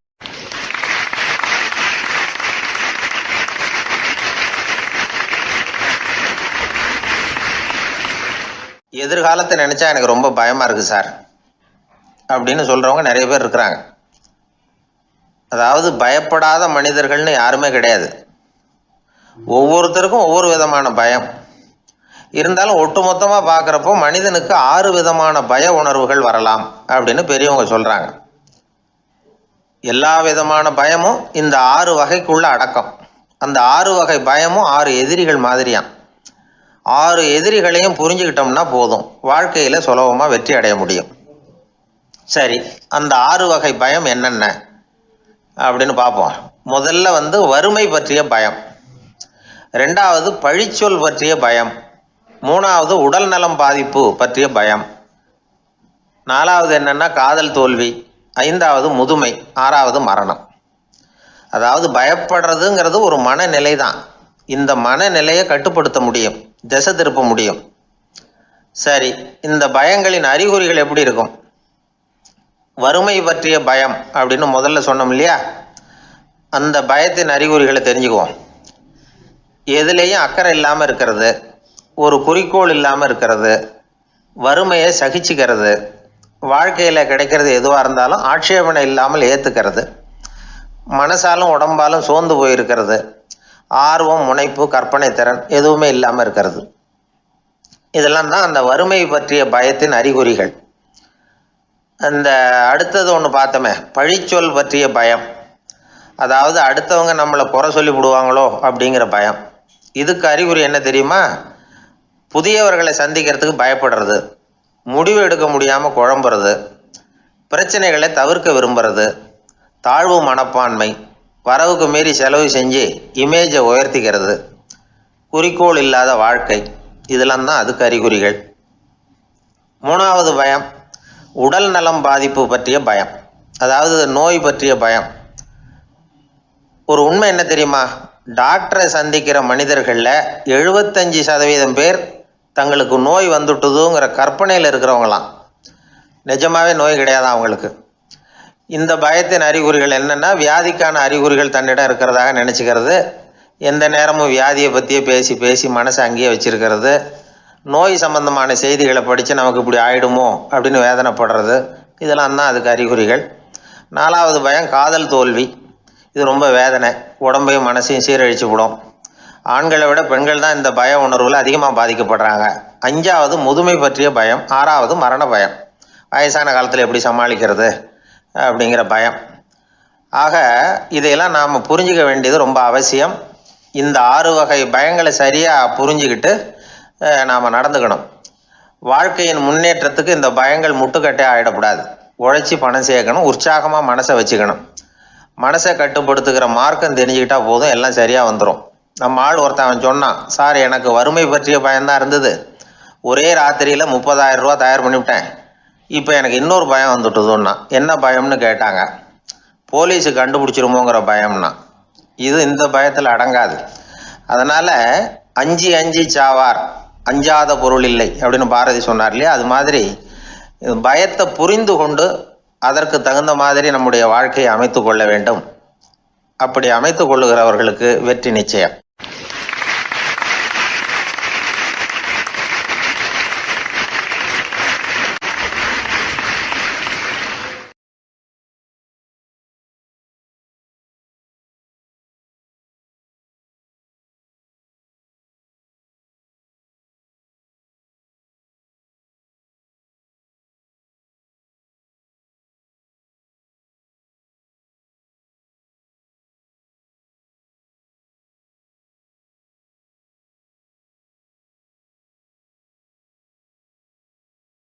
ஆர்வமா பார்த்தேன்.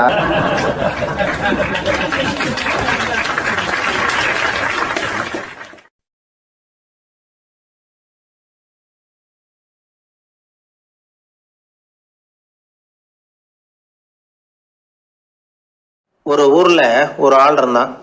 அவனுக்கும் அவன் மனைவிக்கும் சண்டை. இவன் கோவிச்சுக்கிட்டு வீட்டை விட்டு வெளியில வந்துட்டான். நேராக தன்னுடைய நண்பன் ஒருத்தனை தேடிட்டு போனான். அந்த நண்பன் எப்படின்னா, எதுக்கும் அசரமாட்டான், எப்பவும் மகிழ்ச்சியாக இருப்பான். அவங்ககிட்ட போய் இவன் யோசனை கேட்டான்.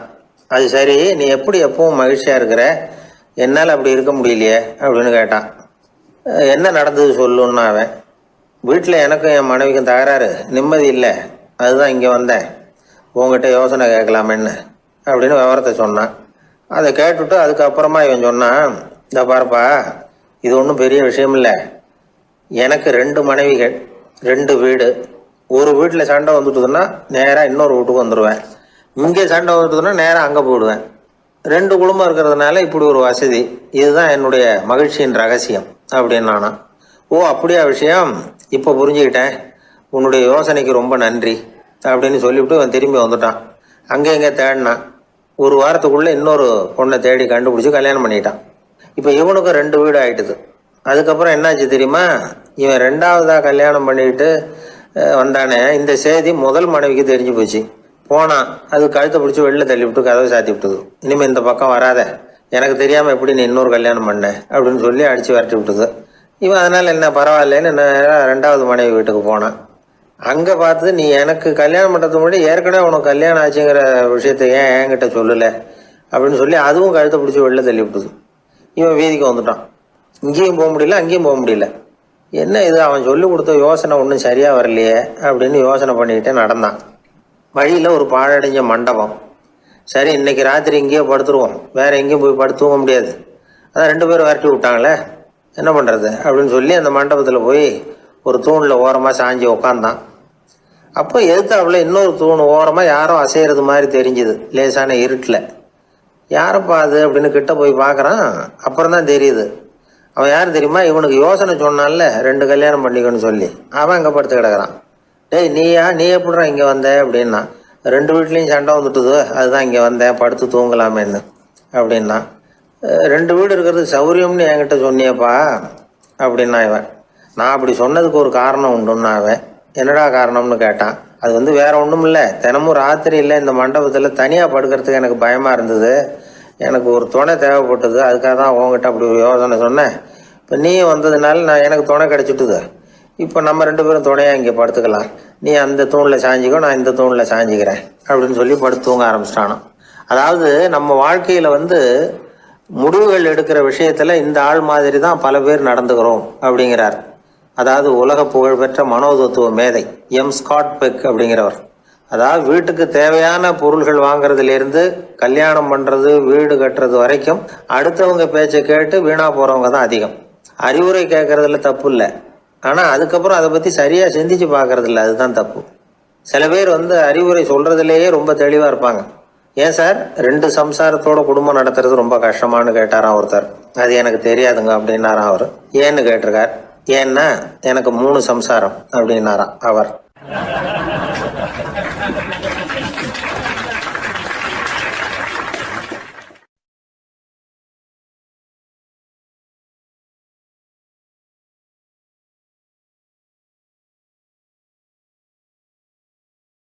ஒரு புகழ்பெற்ற ஜப்பானிய சாமுராய் வீரன், வாள் வீசுறதுல ரொம்ப கெட்டிக்காரன்.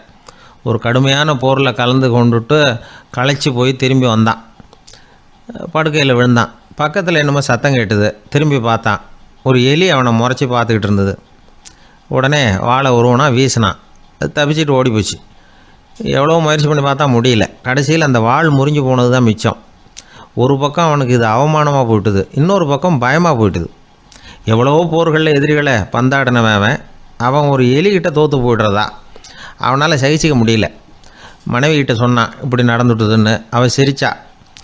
உங்களுக்கு புத்தியே இல்லை, எலியை போய் யாராவது வாளால் வெட்டுவாங்களா அப்படின்னு அந்த அம்மா சொன்னதும், நீ என்ன சொல்கிறேன்னா, ஒரு பூனையை கொண்டுட்டு வந்துட்டால் போதும், அதுக்கப்புறம் ஏன் எலி வரப்போகுது அப்படின்னு அந்த அம்மா. உடனே ஒரு பூனை வந்து சேர்ந்தது. அது சாதாரண பூனை இல்லை, வீர சாகசங்கள்லாம் செஞ்சு பழக்கப்பட்ட பூனை. பெரிய இடத்துல வளர்ந்தது.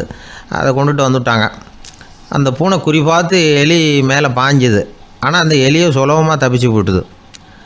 அடுத்தபடியாகவும் பாயறதுக்கு முயற்சி பண்ணிச்சு அந்த பூனை. ஆனால் அந்த எலியோ ரொம்ப தந்திரமாக திடீர்னு அந்த பூனையின் முகத்துக்கு நேராக பாஞ்சுது. அவ்வளவுதான். அந்த பூனை பயந்து போய் ஒரே தாவி ஜன்னல் வழியாக வெளியில் ஓடிப்போச்சு. அந்த வீரனுக்கு இது ஒரு பெரிய அதிர்ச்சியாக இருந்தது. அடுத்தபடியாக யோசனை பண்ணான். ராஜா வளர்த்துக்கிட்டு இருந்த அரண்மனை பூனையை ஒரு நாள் இரவலா கேட்டு வாங்கிட்டு வந்தான். ஊர் உலகம்லாம் பேர் வாங்கின பூனை இது. அந்த பூனையாலும் அந்த எலியை ஒன்றும் செய்ய முடியல. வீரனுக்கு ரொம்ப அதிர்ச்சி. அந்த அரண்மனை பூனைகிட்டையே போய் புலம்புனான். அரண்மனை பூனையே, நீயே தோற்று போயிட்டியே, இனிமேல் நான் என்ன செய்ய முடியும்னா. அந்த பூனை சிந்திச்சுது. அப்புறம் சொல்லிச்சு, இந்த காரியத்துக்கு இந்த மேல்மட்ட விவகாரம்லாம் சரிப்பட்டு வராது. சாதாரண வீட்டு பூனை கிடச்சிதுன்னா அதை கொண்டுகிட்டு வந்து விட்டுப்பார் அப்படின்னுது. சாதாரண பூனையால் என்ன செஞ்சிட முடியும்னா இவன் நம்பிக்கை இல்லாமல். இப்போது அந்த அரண்மனை பூனை சொல்லிச்சு, பெரிய வீட்டு பூனையெல்லாம் நல்லா சாப்பிட்டு தூங்கி பழக்கப்பட்டிருக்கோம். அதுக்கெல்லாம் ராஜதந்திரம் தெரியும், ஆனால் எலி பிடிக்க தெரியாது. அதுக்கான வளர்ப்பும் இல்லை, பயிற்சியும் இல்லை. ஏன்னா அதுக்கெல்லாம் பசி கிடையாது. சாதாரண வீட்டு பூனை அப்படி இல்லை, பசிக்கு ஆகாரம் தேடி அலையும். எலிகளை பிடிச்சி சாப்பிட்டுட்டு தான் உயிர் வாழும்.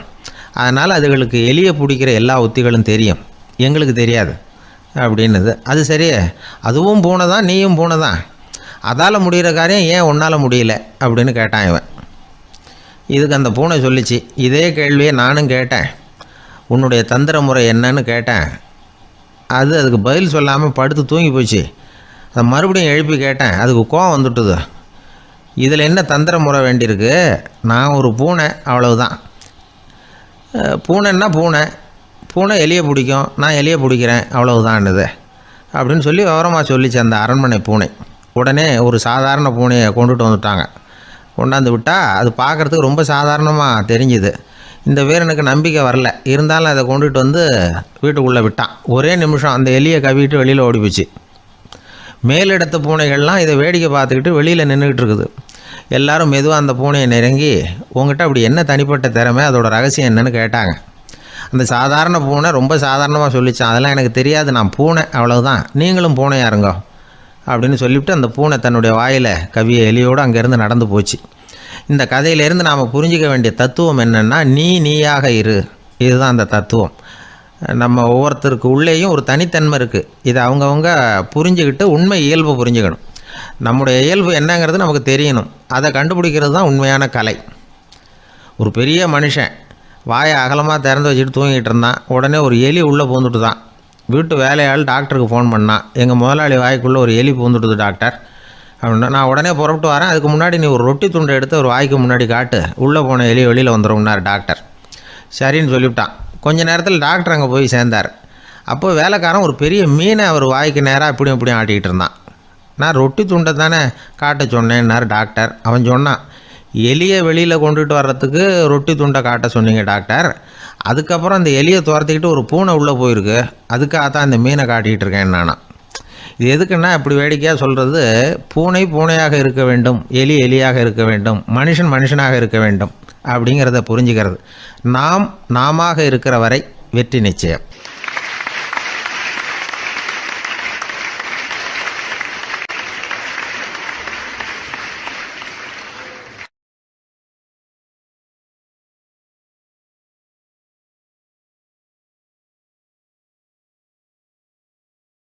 எனக்கு ஒரு நண்பர், அவர் ஒரு வழக்கறிஞர். ஒரு நாள் அவர்கிட்ட பேசிக்கிட்டு இருந்தேன். அப்போ கேட்டேன், ஏன் சார் நீங்கள்லாம் கோர்ட்டில் வாதாடுறப்போ கருப்பு நிற அங்கி அணியிறீங்களே, அதுக்கு என்ன காரணம்? சட்டத்துக்கும் கருப்பு கலருக்கும் என்ன சம்பந்தம் அப்படின்னு கேட்டேன். அது ஒரு சுவாரஸ்யமான கதைன்னார் அவர். சொல்லுங்களேன் அப்படின்னு அவர் சொன்னார். கிபி 1694 வருஷத்தில் இங்கிலாந்து அரசி 2வது மேரிங்கிறவர் இறந்து போனார். அந்த ராணியோட கணவர் 3ஆம் வில்லியம், அவரு ஒரு உத்தரவு போட்டாராம், அரசியோட மறைவுக்கு அனுதாபம் தெரிவிக்கிற வகையில் வழக்குரைஞர்கள் எல்லாரும் கருப்பு நிற அங்கி அணியணும் அப்படின்னு. அன்னைக்கு ஆரம்பித்த அந்த பழக்கம் அதுக்கப்புறம் மாறவே இல்லையாம், இன்னைக்கும் தொடருது. வழக்குரைஞர்கள்லாம் முதல்ல கருப்பு அங்கி மட்டும்தான் அணிஞ்சாங்களாம். அதில் ஒரு சின்ன சங்கடம், ஏற்கனவே உடம்பு கருப்பாக இருக்கிறவங்க அதுக்கு மேலே கருப்பு ட்ரெஸ் வேறு போட்டுக்கிட்டா முகம் பளிச்சுன்னு தெரியாது இல்லையா? அதனால் முகம் பளிச்சுன்னு தெரியறதுக்காக அவங்கெல்லாம் வெள்ளை நிற பட்டியை அணிய ஆரம்பித்தாங்களாம். இப்படி தான் இங்கிலாந்தில் அந்த பழக்கம் ஆரம்பமாயிருக்குது. அந்த சமயத்தில் இந்தியாவை ஆண்டது பிரிட்டிஷ்காரங்க தானே, அதனால் இங்கேயும் அந்த பழக்கம் அப்படி நடைமுறைக்கு வந்துட்டுது. அதே மாதிரி சர்ச்சிலின் மூதாதையரான மார்ல்பரோ பிரபுவின் ஞாபகார்த்தமாக நீதிபதிகள் இந்த வெள்ளை குள்ளாய் அணிகிற முறை பழக்கத்துக்கு வந்துதான். இதுதான் என்னுடைய நண்பர் சொன்ன தகவல். இங்கிலாந்தில் நீதிமன்றம்ங்கிறது ரொம்ப மதிப்புள்ளது. அந்த அளவுக்கு சட்டத்துக்கு அங்கே மரியாதை. அங்கே நடந்த ஒரு சுவாரஸ்யமான நிகழ்ச்சியை ஒரு சகோதரி எழுதி அனுப்பியிருந்தாங்க. அவங்க அப்பா நீதித்துறையை சேர்ந்தவரா, அவர் சொன்னதான் இது. அவங்க எழுதி அனுப்பியிருந்த விஷயம் என்னென்னா, அங்கே ஒரு கேஸில் ஒரு முக்கியமான தீர்ப்பு வழங்க வேண்டியிருக்குது. ஜட்ஜு, பாரட்லா படித்த பெரிய பெரிய வக்கீல்கள், ஜூரி எல்லாருமா கூடி அந்த கேஸை பற்றி விவாதிக்கணும். சுமாராக 40 பேர். இதுக்காக கோர்ட்டு ஹாலில் விசேஷ சேம்பரில் நுழையிறதுக்கு முன்னாடி அவங்களெலாம் தங்களுடைய கோட்டு தொப்பி எல்லாத்தையும் கழட்டி அங்கே நின்றுக்கிட்டு இருந்த ஒரு அட்டெண்டர்கிட்ட கொடுத்துட்டு உள்ளே போனாங்க. அந்த ஆள் படிக்காதவர்.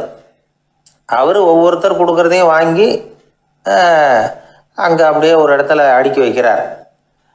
அப்படியே வாங்கி உள்ளே வச்சுக்கிட்டு இருக்கிறார் ஒவ்வொரு இடத்துல. அது அவரோட வேலை. உள்ளே போன ஜட்ஜி, வக்கீல், ஜூரி எல்லாரும் ரொம்ப நேரமாக அந்த கேஸை பற்றி விவாதிக்கிறாங்க. ஒரு நாள் பூரா ஆயிட்டுது. அவ்வளவு தீவிரமாக அக்கு வேறு ஆணி வேறையை பிச்சு உதறி இருக்கிறாங்க.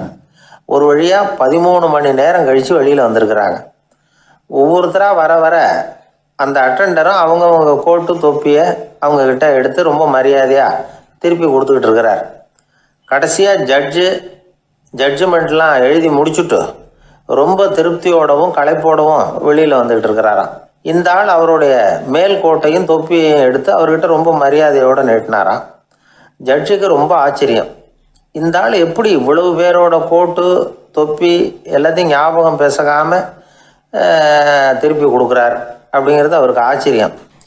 அதனால் அவர் அந்த ஆளை பார்த்து கேட்டாராம், ஏப்பா இந்த கோட்டை கொடுக்குறியே, இது என்னோடது தானா, என்னோடது தான்னு உனக்கு எப்படி தெரியும் அப்படின்னாராம். இதுக்கு அந்த பியூனு ரொம்ப பதவிசாக பதில் சொன்னாராம், ஐயா இந்த கோட்டு ஹேட்டை உங்ககிட்ட வாங்கி மாட்டினேன், இப்போ திரும்ப உங்ககிட்ட தரணும், தந்துட்டேன், இதுதான் என்னோட வேலை. மற்றபடி இது உங்களோடதா இல்லையா அப்படிங்கிறதெல்லாம் எனக்கு தெரியாதுங்க அப்படின்னாராம்.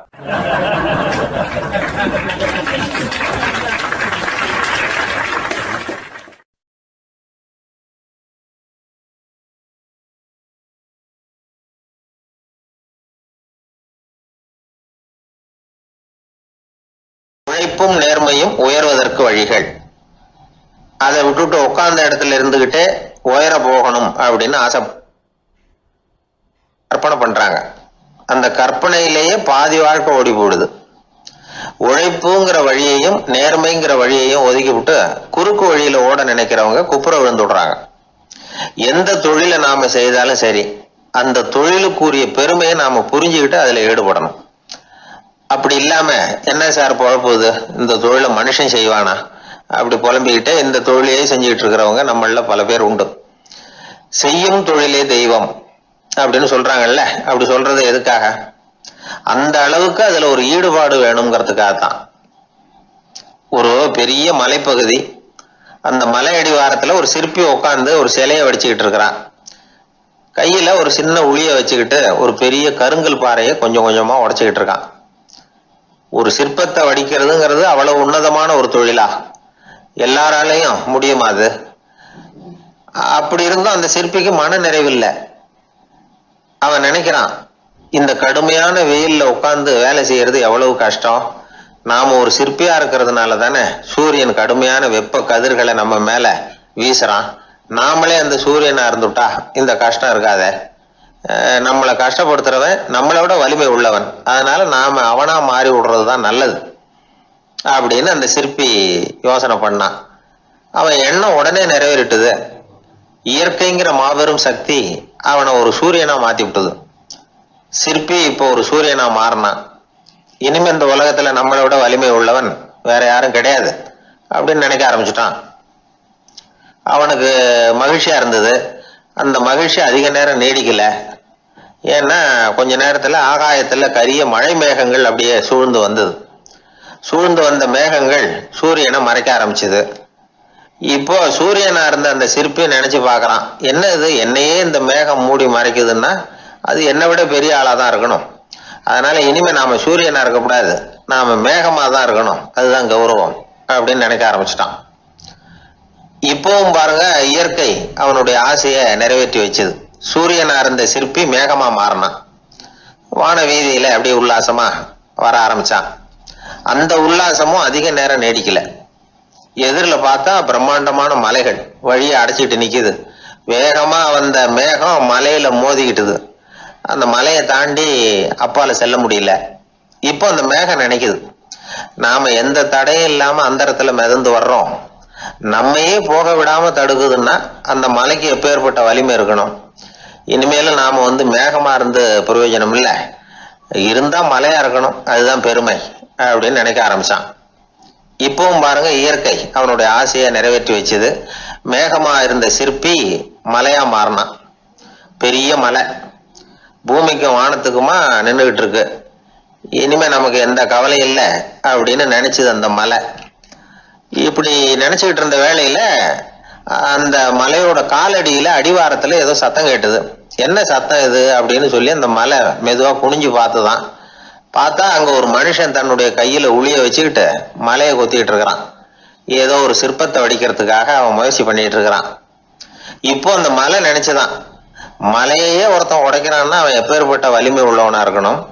இனிமேலும் மலையா இருந்து பிரயோஜனம் இல்லை, மனுஷனா மாறணும், அதுதான் சரி அப்படின்னு நினைச்சுதான். அந்த வினாடியே அந்த மலை ஒரு மனுஷனா மாறிச்சு. அவன் கையில ஒரு உளி, பழையபடியே ஒரு கருங்கல் பாறையை கொத்த ஆரம்பிச்சான்.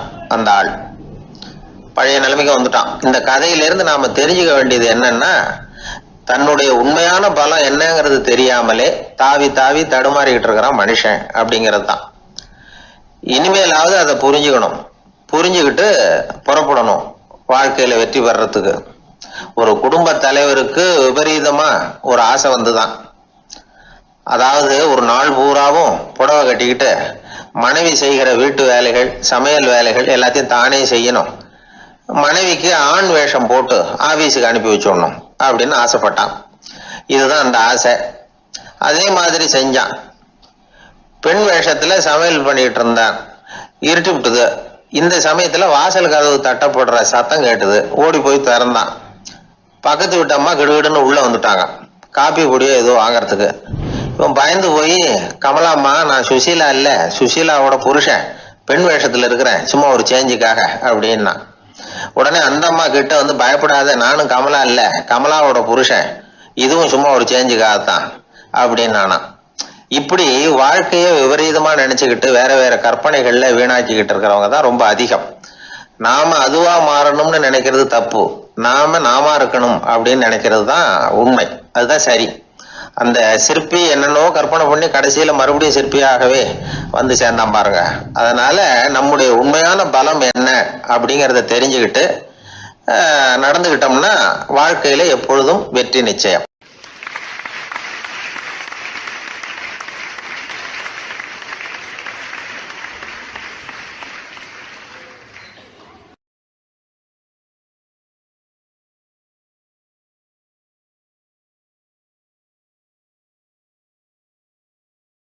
ஒரு நண்பர்கிட்ட பேசிக்கிட்டு இருந்தேன். அவருடைய உறவினர் ஒருத்தர் ஒரு நேர்முக தேர்வுக்கு போயிருந்தாராம், இன்டர்வியூக்கு. ரொம்பவும் பொறுப்பாகவும் கவனமாகவும் செயல்பட வேண்டிய பதவிக்கான நேர்காணல் அது. இவர் எழுத்து தேர்வுல ஏராளமான மதிப்பெண்கள் வாங்கிவிட்டார். அதனால அதை பத்தி கவலை இல்லை. இப்ப நேர்முக தேர்வுல தேர்வு பெறணும். ஏராளமான சான்றிதழ்கள் வச்சிருந்தார். நேர்காணல்ல கேட்கப்பட்ட எல்லா கேள்விகளுக்கும் சரியான பதில தான் சொன்னார். இருந்தாலும் பாருங்க, அந்த நேர்முக தேர்வுல அவர் தேர்ந்தெடுக்கப்படலை. என்ன காரணம் அப்படின்னு பின்னாடி விசாரிச்ச போதுதான் விவரம் தெரிஞ்சுதான். அது என்ன ஆயிருக்குதுன்னா, அந்த நேர்காணலின் போது இவர் நடந்துகிட்ட முறையில சில தவறுகள் நடந்து போச்சான். முக்கியமா 2 தவறுகள். ஒண்ணு, அவங்க ஒரு கேள்வியை கேட்டு முடிக்கிறதுக்குள்ளேயே இவர் பதில் சொல்ல ஆரம்பிச்சுட்டாராம். 2வது என்னன்னா, இவர் நாற்காலியில தாராளமா இயல்பா சாஞ்சி உட்காராம நாற்காலி முனையில உட்கார்ந்துருந்தாராம். இந்த 2 விதமான செயல்பாடுகளும் இவர் அவசரப்படுறவர், பதற்றப்படுறவர் அப்படிங்கிறதுக்கான அடையாளங்கள். அதாவது கேள்வியை கேட்டு முடிக்கிறதுக்குள்ளேயே முந்திக்கிட்டு பதில் சொல்றது. 2வது, நாற்காலியில இயல்பா தாராளமா உட்காராம நாற்காலி முனையில உட்கார்றது. பார்க்க போற வேலைக்கு அவசரம், பதற்றம் இது 2 இருக்கக்கூடாதான். அதனால மார்க் இருந்தும் சர்டிபிகேட் இருந்தும் அந்த வேலை வாய்ப்பு அவருக்கு கிடைக்கல. வேலை கொடுக்கறவங்க நம்ம கிட்ட இருந்து என்னதான் எதிர்பார்க்கறாங்க, இதை தெரிஞ்சு வச்சுக்கிறது நல்லது. முதல்ல மற்றவர்களுடன் தொடர்பு கொள்ளும் திறமை, அதாவது எபிலிட்டி டு கம்யூனிகேட். நீங்க நினைக்கிறத அழகா தொகுத்து வகைப்படுத்தி சொல்ல தெரியுதான்னு பார்ப்பாங்க. உங்க திட்டங்களை அடுத்தவங்க ஏற்றுக்கொள்ளக்கூடிய விதத்துல வெளிப்படுத்துறதுக்கு உங்களால முடியுதான்னு பார்ப்பாங்க. இதுக்கு என்ன செய்யறது? குழப்பம் இல்லாம சிந்திக்கணும், குழப்பம் இல்லாம பேசணும். ரெண்டாவது விஷயம் என்னன்னா புத்திசாலித்தனம், அதாவது இன்டெலிஜென்ஸ். ஏத்துக்க போற வேலையை நல்ல விதமா செய்ய முடியுமா உங்களால, அதை எந்தெந்த வழியில செய்யலாம் அப்படிங்கிறத உங்களால தீர்மானிக்க முடியுமா, அந்த வேலைக்கான புது புது யோசனைகளை உங்களால சொல்ல முடியுமா அப்படின்னு பார்ப்பாங்க. இது இன்டெலிஜென்ஸ். மூணாவது தன்னம்பிக்கை, அதாவது செல்ஃப் கான்ஃபிடன்ஸ். உங்களுக்கு அது உண்டா அப்படிங்கிறத கவனிப்பாங்க.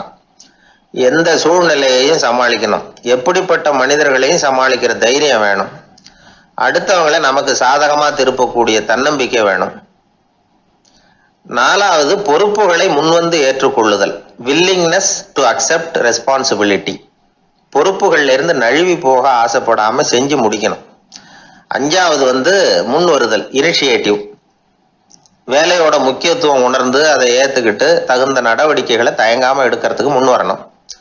ஆறாவது என்னன்னு கேட்டீங்கன்னா தலைமைத்துவம், லீடர்ஷிப். 4 பேருக்கு தலைமை தாங்கி நல்ல விதத்துல நடந்துக்க தெரியுதா. ஏழாவது கற்பனை திறன், இமேஜினேஷன். சில பிரச்சனைகள் வரக்கூடும் அப்படின்னு முன்கூட்டியே யூகிச்சு அதுக்கு தகுந்த மாதிரி நடவடிக்கை எடுக்கிற திறமை உண்டா அப்படிங்கிறத பார்ப்பாங்க. எட்டாவது என்னன்னா வளைந்து கொடுத்தல், ஃபிளெக்சிபிலிட்டி. சூழ்நிலைக்கு தகுந்த மாதிரி, மாற்றங்களுக்கு தகுந்த மாதிரி அனுசரித்து நடந்துக்கிறதுக்கு தெரியுதா அவங்களுக்கு அப்படிங்கிறத கவனிப்பாங்க. அடுத்தது திறமைகளை வெளிக்கொணரும் திறமை, இன்டர்பர்சனல் ஸ்கில்ஸ். அடுத்தவங்க கிட்ட இருக்கிற திறமையை கண்டுபிடிச்சி அதை நல்ல விதத்துல ஊக்கப்படுத்தி பயன்படுத்த தெரியுதா அப்படின்னு பார்ப்பாங்க. ஆறாவது சுய அறிவு, செல்ஃப் நாலேஜ். அடுத்தவங்க நம்மளை பத்தி என்ன நினைக்கிறாங்க அப்படிங்கிறத நம்மளால புரிஞ்சுக்க முடியுதாங்கிறது முக்கியம். அடுத்தது போட்டி மனப்பான்மை, காம்படிட்டிவ்னஸ். அடுத்தவங்களை ஒப்பிட்டு பார்த்து அதை விட ஒரு படி மேல வரணுங்கிற குணம் வேணும். இதுக்கு அடுத்தது என்னன்னா குறிக்கோளை வெல்லுதல், கோல் அச்சீவ்மெண்ட். குறிக்கோளை சவாலா எடுத்துக்கிட்டு அதை அடையணும். அப்புறம் வேறுபட்ட திறமைகள், ஒகேஷனல் ஸ்கில்ஸ். பதவிக்கு வேண்டிய திறமைகள் தவிர மற்ற திறமைகள் எதுவும் உண்டாங்கிறது முக்கியம். நமக்கு வேலை கொடுக்கணும்னு நினைக்கிறவங்க நம்ம கிட்ட இருந்து இவ்வளவும் எதிர்பார்ப்பாங்க. அதுக்கு தகுந்த மாதிரி நம்மளை நாமே தயார்படுத்திக்கணும். எனக்கு வேண்டப்பட்ட ஒருத்தர் ஒரு இன்டர்வியூக்கு போயிட்டு வந்தார், நேர்காணலுக்கு. எப்படி இருந்தது இன்டர்வியூன்னு விசாரித்தேன். நான் போனேன், அவர் கேட்ட எல்லா கேள்விக்கும் அவர் எதிர்பார்த்தது மாதிரியே எல்லா பதிலையும் சொன்னேன். கடைசியாக நான் எதிர்பார்க்காத ஒரு தகவலை அவர் சொன்னார் அப்படின்னார். என்னன்னு கேட்டேன். அவரும் என்ன மாதிரியே இன்டர்வியூக்கு வந்தவர் தானா, சும்மா என்ன கேள்வி கேட்டுக்கிட்டு உட்காந்துருந்தாராம் அப்படின்னார். அதனால ஒரு நேர்காணலுக்கு போறதுக்கு முன்னாடி என்ன எதிர்பார்க்கறாங்க அப்படிங்கறத தெரிஞ்சுக்கிட்டு போனா வெற்றி நிச்சயம்.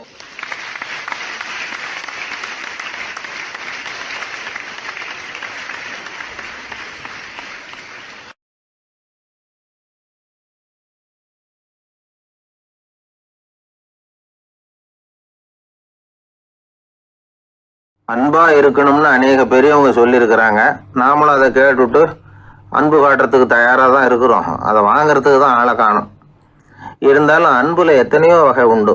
அதை சரியா புரிஞ்சுக்கிட்டு அதுக்கப்புறம் அன்பு காட்ட ஆரம்பிக்கணும். வகையை புரிஞ்சுக்காம அன்பு காட்டினா வம்புல மாட்டிக்க வேண்டியது தான். அன்புன்னா சாதாரணமாக நினச்சி விடாதீங்க. அதில் எவ்வளவு விதம் தெரியுமா? இரக்கம், கருணை, காருண்யம், பந்துத்துவம், பட்சம், பாசம், நேசம், விசுவாசம், அபிமானம், காதல், பக்தி, இப்படி பல விதமாக அதை பற்றி சொல்லி வச்சிருக்கிறாங்க பெரியவங்க. இந்த வார்த்தைகள்லாம் நாம் கேள்விப்பட்டது தான். இருந்தாலும் அதுகளுக்குள்ள என்ன வித்தியாசம்னு கேட்டால் சரியாக சொல்ல தெரியாது. அதனால் இந்த வார்த்தைகளுக்கெல்லாம் பெரியவங்க என்ன விளக்கம் சொல்கிறாங்கன்னு இப்போ பார்க்கலாம். எளியவர்கள் மேலே செலுத்துகிற அன்பு இருக்கு பாருங்க, அதுக்கு இரக்கம்னு பேர். அறிவு பலம், சரீர பலம், இது ரெண்டும் இல்லாதவங்க மேலே, அதாவது வலிமையற்றவர்கள் மேலே செலுத்துகிற அன்பு இருக்கு பாருங்க, அதுதான் கருணை. எறும்புலேருந்து யானை வரைக்கும் சகல ஜீவராசிகள் மேலேயும் காட்டுற அன்புக்கு காருண்யம்னு பேர், ஜீவகாருண்யம். சிவி சக்கரவர்த்தி காட்டின அன்பு இந்த ரகம். உறவினர்கள், சொந்தக்காரங்க, அவங்க வசதியாக இருந்தாலும் வறுமையில் இருந்தாலும் வித்தியாசம் இல்லாமல் காட்டுற அன்பு இருக்கு பாருங்க, அதுக்கு பேர் பந்துத்துவம். ஒரு எஜமானன் வேலையாள்கிட்ட காட்டுற அன்பு இருக்கு பாருங்க, அதுக்கு பேரு தான் பட்சம். அவனும் தன்னை மாதிரி மனுஷன்தாங்கிற நினைப்பு வேணும். ஒரு தாய் தன்னுடைய குழந்தை மேல, ஒரு குழந்தை தன்னுடைய தாய் மேல செலுத்துற அன்புக்கு பாசம்னு பேரு. ஈருடல் ஓர் உயிர்னு நினைக்கிறது இது. ராமரும் கௌசலையும் இதுக்கு உதாரணம். தம்மை ஒத்த நண்பர்கள் கிட்ட செலுத்துற அன்புக்கு நேசம்னு பேரு. வயசு, செல்வம், அந்தஸ்து இந்த வித்தியாசமெல்லாம் பார்க்காம அவங்க சுக துக்கத்துல சமபங்கு எடுத்துக்கிறது இது. கிருஷ்ணன் குசேலர்கிட்ட காட்டினது இந்த ரகம். வேலை செய்யறவன் முதலாளி கிட்ட காட்டுற அன்புக்கு விசுவாசம்னு பேரு. தேசத்து மேலேயும் தாய்மொழி பேர்லையும் செலுத்துற அன்புக்கு அபிமானம்னு பேரு. தேசாபிமானம்னு சொல்றமே இதுதான். ஒரு கணவன் மனைவி பேர்ல காட்டுற அன்புக்கு காதல்னு பேரு. கடவுள் பேர்ல செலுத்துற அன்புக்கு பக்தின்னு பேரு.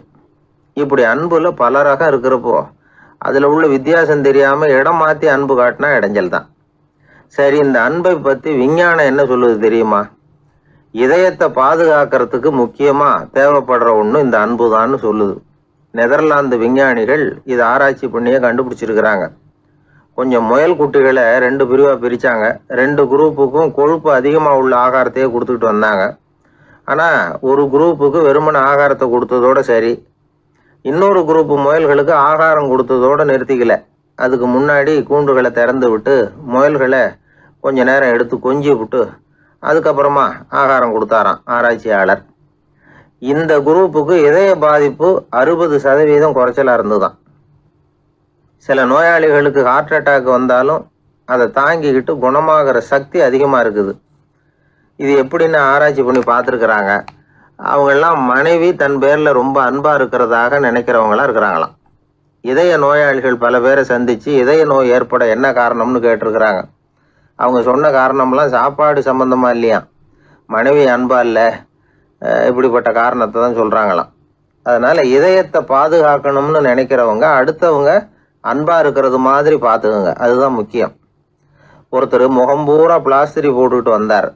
ரொம்ப கோபமா, என்னங்க ஆச்சுன்னு விசாரித்தேன். எல்லாம் உங்களால் தான் சார்னார். விவரமாக சொல்லுங்களேன். என்ன, உங்கள் தகவலை கேட்டுட்டு ஒரு பூனைக்குட்டியை கையில் எடுத்தேன், அன்பா அதை தடவி கொடுக்கறதுக்காக. ஆனால் அது முந்திக்கிட்டது, அது என் முகத்தை தடவி கொடுத்துட்டுது. முகம் பூரா நகை கீறல், அதுதான் இப்படி அப்படின்னார். அன்புல அறிவு சேராததுனால வந்த கோளாறு இது.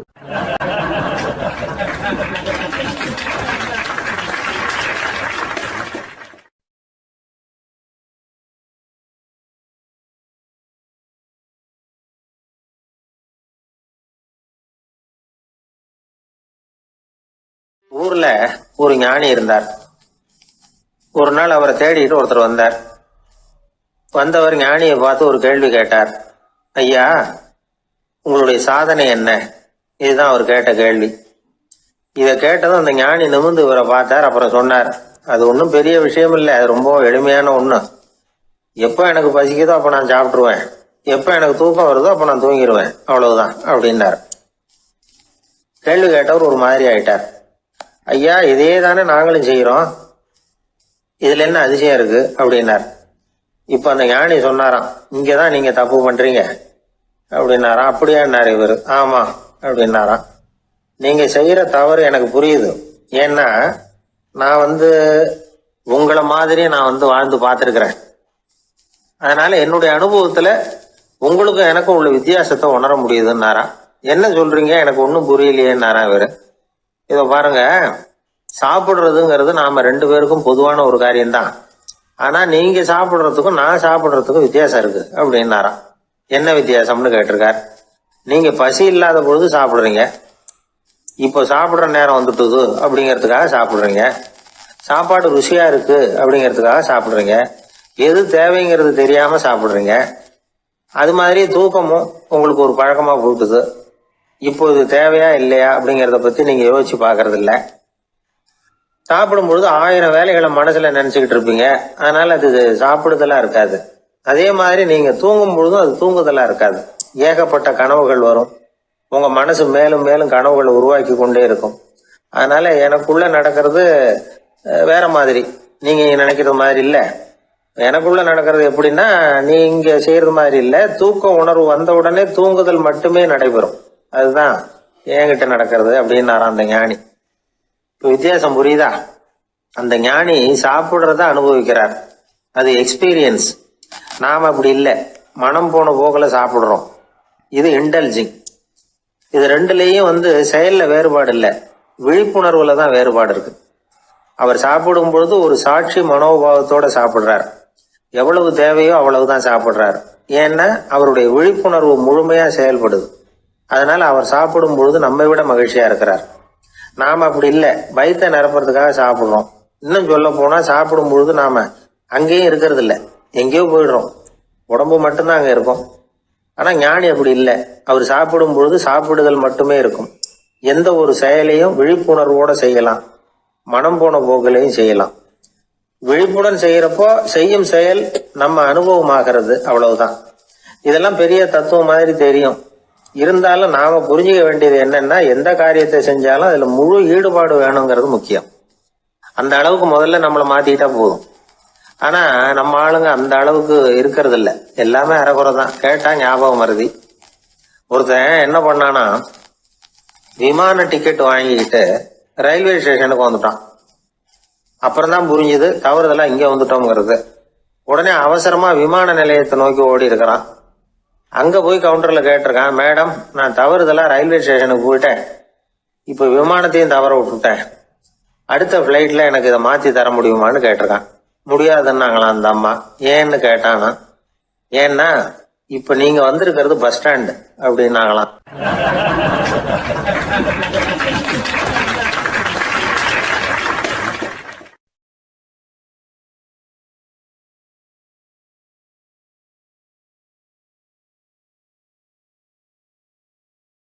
ஒரு கோவில்ல ஆன்மீக சொற்பொழிவு நடந்துகிட்டு இருக்குது. ஒரு பெரியவர் பேசிக்கிட்டு இருக்கார். கடவுளை பத்தியும் சொர்க்கத்தை பத்தியும் மனுஷனை பத்தியும் அவர் விவரமா பேசுறார். எல்லாரும் உட்காந்து கேட்குறாங்க. அந்த கூட்டத்துல ஒரு தத்துவ ஞானியும் உட்காந்துருக்கிறார். அவருடைய நண்பர். பேசி முடிச்சதும் அந்த பெரியவர் மேடையை விட்டு இறங்கினார். நேரா அந்த தத்துவ ஞானிகிட்ட வந்தார். எப்படி இருந்தது என்னுடைய பேச்சு அப்படின்னு கேட்டார். நீங்க பேசினது ஒண்ணுக்கு ஒண்ணு முரண்பாடா தெரிஞ்சது அப்படின்னாராம் இவர். நான் என்ன அப்படி தப்பா பேசிவிட்டேன் அப்படின்னாராம் அவரு. கடவுளை நம்புகிறவன் சொர்க்கத்துக்கு போவான்னு சொன்னீங்க, அப்புறம் நல்ல விதமா வாழறவன் சொர்க்கத்துக்கு போவான்னு சொன்னீங்க அப்படின்னாராம். இதுல என்ன முரண்பாடுன்னு கேட்டிருக்காரு அவர். இதுலதான் முரண்பாடு தெரியுது எனக்கு. அதாவது இங்க ஒருத்தன் எல்லா தப்பும் பண்ணிட்டு இருக்கிறான், அவன் கடவுளை நம்பினான்னா அவன் சொர்க்கத்துக்கு போவானா? இது என்னுடைய முதல் கேள்வி. இல்லைன்னா ஒருத்தன் எந்த தப்பும் பண்ணல, ரொம்ப ஒழுங்கா வாழ்ந்துகிட்டு இருக்கிறான், ஆனா அவன் கடவுளை நம்பல, அவன் என்ன நரகத்துக்கு தான் போவானா? கடவுள் நம்பிக்கை உள்ள ஒரு திருடன் என்ன ஆவான், எங்க போவான்? கடவுள் நம்பிக்கையே இல்லாத ஒரு நல்லவன் என்ன ஆவான், எங்க போவான்? ஒருத்தன் இங்க கடவுள் நம்பிக்கையோட வாழறது முக்கியமா அல்லது நல்லவனா வாழறது முக்கியமா? இதுதான் இவர் கேட்ட கேள்வி. இதை கேட்டதும் அந்த பெரியவர் குழம்பி போயிட்டார். அவர் சொன்னது நியாயம் தானே. கடவுளை நம்புறவன் தான் சொர்க்கத்துக்கு போவான்னா பேசாம கடவுளை நம்பிக்கிட்டு இந்த உலகத்துல எல்லா தப்பும் பண்ணிக்கிட்டு இருக்கலாமே. பேச்சாளர் குழப்பத்தோட வீட்டுக்கு போனார். படுத்து தூங்கினாரு. ஒரு கனவு வந்தது. கனவுல அவர் ஒரு ரயில்ல வேகமா போயிட்டு இருக்கிறார். எதிரில் உட்காந்துருக்கிறவரை பார்த்து நாம இப்ப எங்க போறோம்னு கேட்டார். சொர்க்கத்துக்கு போயிட்டு இருக்கிறோம் அப்படின்னாங்களாம். ரயில் போய் நின்றுது. இவர் இறங்கினார். இங்க கௌதம புத்தர் இருப்பார், சாக்ரட்டிஸ் இருப்பார், அவங்கள பார்க்கறதுக்கு ஒரு நல்ல வாய்ப்பு அப்படின்னு நினைச்சுக்கிட்டே அங்கேயும் இங்கேயும் பார்த்தார். அங்க யாருமே இல்லை, ஒரே பாலைவனம் மாதிரி இருக்குது. பச்சை இல்லை, பசுமை இல்லை, பூக்கள் இல்லை, மரம்லாம் மொட்டையா நிற்கிது. எலும்பும் தோலுமா சில முனிவர்கள் அங்கேயும் இங்கேயுமா உட்காந்துருக்குறாங்க. இவர் அவங்க கிட்ட போய் இந்த புத்தர், சாக்ரட்டிஸ் இவங்கெல்லாம் எங்க இருக்கிறாங்கன்னு கேட்டாராம். அப்படி யாரும் இங்க இல்லையே, அவங்கெல்லாம் யாரு அப்படின்னு திருப்பி கேட்டிருக்கிறாங்க. இவருக்கு அதிர்ச்சியா போச்சு. அப்படின்னா அவங்க எங்க போயிருப்பாங்க? உடனே ரயில் நிலையத்துக்கு ஓடி வந்தார். அப்போதான் நரகத்துக்கு ஒரு ரயில் புறப்பட்டுக்கிட்டு இருந்தது அங்கேருந்து. அதில் ஏறி உட்காந்தார். ரயில் வேகமாக போச்சு. நரகம் நெருங்க நெருங்க காற்று குளிர்ச்சியாக வீச ஆரம்பிச்சுதான். வெளியில் பசுமையாக இருந்துதான். அழகான மலர்கள், அழகான நீர்நிலைகள், நந்தவனங்கள், ரொம்ப அருமையாக இருக்குது. ரொம்ப அங்கே இருந்தவங்கெல்லாம் ரொம்ப மகிழ்ச்சியாக உல்லாசமாக வேறு இருந்திருக்கிறாங்க. எங்கே பார்த்தாலும் ஆடல் பாடல் உற்சாகம். இவர் ரயிலை விட்டு இறங்கினார். அவருக்கு சந்தேகம், இதுவா நரகம் அப்படின்னு விசாரிச்சிருக்கார். ஆமாம், இதுதான் நரகம்னாங்களாம். எனக்கு ஒரு சந்தேகம் இருக்காரு. என்னன்னு கேட்டிருக்காங்க. கௌதம புத்தரும் சாக்ரட்டிஸும் லாவோஸும் இவங்க மாதிரி இன்னும் பல பேரும் கடவுள் நம்பிக்கை இல்லாதவங்க அவங்கெல்லாம் இங்கே இருக்கிறாங்களா அப்படிங்கிறது தான் என்னுடைய சந்தேகம் அப்படின்னாராம். இப்போ அவங்க சொல்லியிருக்கிறாங்க, இப்போ நீங்கள் பார்க்குறீங்களே பசுமையும் பச்சை பயிர்களும் ஆடல் பாடல்களும் அழகிய மலர்களும், இது எல்லாமே கௌதம புத்தரும் சாக்ரட்டிஸும் அது மாதிரி மகான்களும் இங்கே வர ஆரம்பித்த பிறகு தான் உண்டாக ஆரம்பிச்சது. இந்த பிரதேசத்தை அவங்க வந்து அப்படியே மாற்றிவிட்டாங்க. இப்போலாம் இங்கே இருக்கிறவங்க யாரும் சொர்க்கத்துக்கு போகிறதுக்கே ஆசைப்படுறதில்ல அப்படின்னாங்களாம். இந்த அதிர்ச்சியிலேயே அந்த பெரியவர் கனவு கலைஞ்சி முழிச்சுக்கிட்டார்.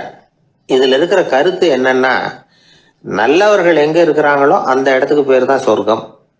சொர்க்கம் நரகம்ங்கிறதெல்லாம் ஆன்மீக பண்புகள், அவ்வளவுதான். ஒரு ஊரில் 2 இணைபிரியாத நண்பர்கள்.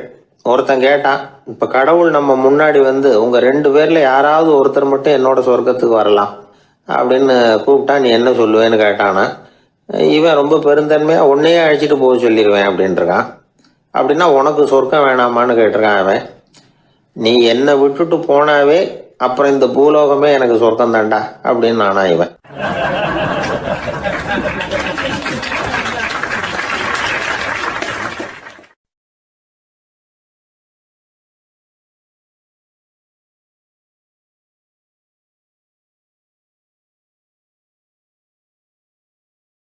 சீடன் வெளியூர் புறப்படுறதுக்கு தயாரா இருந்தான். ரொம்ப தூரம் போக போறான். திரும்பி வர நாளாகும். புறப்படுறதுக்கான ஆயத்த வேலைகளில் ஈடுபட்டிருந்தான். அந்த சமயம் பார்த்து இன்னொரு சீடன் அவங்கிட்ட வந்தான். நம்ம குரு உன்னை அழைச்சிட்டு வர சொன்னார் வா அப்படின்னு கூப்பிட்டான். இவன் உடனே புறப்பட்டு போனான். குருநாதரை பார்த்தான். அவர் காலில் விழுந்து வணங்கினான். வணங்கிவிட்டு எழுந்திரிச்சான். அவ்வளவுதான். குரு ஏதாவது உபதேசம் பண்ணுவாருன்னு எதிர்பார்த்தான். ஆனால் நடந்தது என்ன தெரியுமா? குரு அவனுக்கு ஓங்கி ஒரு அடி கொடுத்தார். எதிர்பாராம இந்த அடியை வாங்கினதும் அந்த சீடன் அதிர்ந்து போயிட்டான். பக்கத்தில் இருந்த மற்ற சீடர்களும் திகைச்சு போய் நின்றுட்டாங்க. அடி வாங்கின சீடனுக்கு மனசுக்குள்ள குழப்பம். நாம என்ன தப்பு பண்ணணும்? புறப்படுற நேரத்தில் இப்படி குரு கிட்ட அடி வாங்குற மாதிரி ஆயிட்டுதே அப்படின்னு நினைச்சு மனசுக்குள்ள ரொம்ப வேதனைப்பட்டான். கொஞ்சம் துணிச்சலை வரவழைச்சுக்கிட்டு குருநாதர்கிட்டயே கேட்டுட்டான், சுவாமி நான் என்ன தப்பு பண்ணினேன்?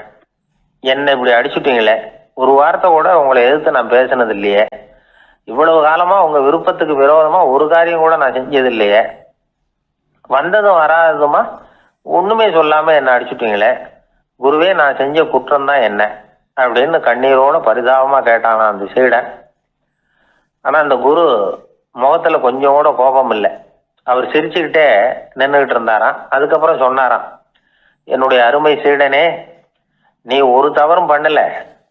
நான் உன்னை அடிச்சது நீ ஏதோ தப்பு பண்ணிவிட்டேங்கிறதுக்காக இல்லை. நீண்ட பயணம் போக போற, ஞாபகமா ஏதாவது கொடுத்து அனுப்ப வேணாமா? நீ ஞானம் பெற்ற பிறகுதான் திரும்பி வர போறேங்கிறது எனக்கு தெரியும். அதுக்கு பிறகு உன்னை வந்து அடிக்க முடியுமா? அதனால இப்ப கிடைச்சிருக்கிற இந்த வாய்ப்பை பயன்படுத்திக்கிட்டேன். அப்போதைக்கு இப்பவே அடிச்சுட்டேன், அவ்வளவுதான், வேற ஒண்ணும் இல்லை அப்படின்னாராம். குரு சிரிச்சுக்கிட்டே இப்படி சொல்றார். இருந்தாலும் இதுவும் ஒரு உபதேசம் தான். அதிர்ச்சிகளால வந்து விழிப்படைய வைக்கிறதும் ஒரு வழிதான். இது வந்து ஜென் வழி. பெரும்பாலும் அதிர்ச்சியின் மூலமாகவே ஞான தரிசனத்தை அருள்கிறவர்கள் தான் ஜென் குருமார்கள். நம்ம தியானம் தான் ஜென். இந்தியாவிலிருந்து இது சீனாவுக்கு போய் கொஞ்சம் பேர் மாறி வளம் பெற்று ஜப்பான்ல ஜென் ஆகி வளர்ந்துருக்குது, அவ்வளவுதான். ஜென்கிறது தியானம். எதை நினைச்சும் தியானிக்கிறது இல்லை, எல்லாத்துலேயும் தியானம் இருக்கிறதா சொல்லுது ஜென். பேசுறது, இருக்கிறது, நடக்கிறது, சாப்பிட்றது, சிரிக்கிறது, தூங்குறது, தொழில் செய்கிறது அல்லது சும்மா இருக்கிறது எல்லாமே தியானம் தான். ஜென்கிறது ஒரு சுய தரிசனம். தன்னைத்தானே அடையாளம் கண்டுகொள்கிறது தான் அது. இல்லாத எதையும் தேடி கண்டுபிடிக்கிறது இல்லை. சென் மார்க்கத்தை பற்றி ஓஷோ என்ன சொல்றாரு தெரியுமா? காணாமல் போன தன்னுடைய மூக்கு கண்ணாடி தன்னுடைய மூக்கின் மேல் இருப்பதை கண்டுகொள்வது போன்றது ஜென் அப்படிங்கிறார். நம்மால் இன்னொருத்தர் முகத்தை ரொம்ப நேரமா உத்து பார்த்துக்கிட்டு இருந்தார். என்ன பாக்குறீங்கன்னாரு அவரு. நீங்க போட்டிருக்கீங்களே மூக்கு கண்ணாடி, அதை தான் பாக்குறேன்னாரு இவரு. நீங்க அப்படி பாக்குறதுக்கு விசேஷ காரணம் ஏதாவது உண்டான்னு கேட்டார் இவர். உண்டுன்னார். என்னன்னு கேட்டார். நேற்றுக்கு காணாம போன என்னோட மூக்கு கண்ணாடி அது அப்படின்னாராம் இவர்.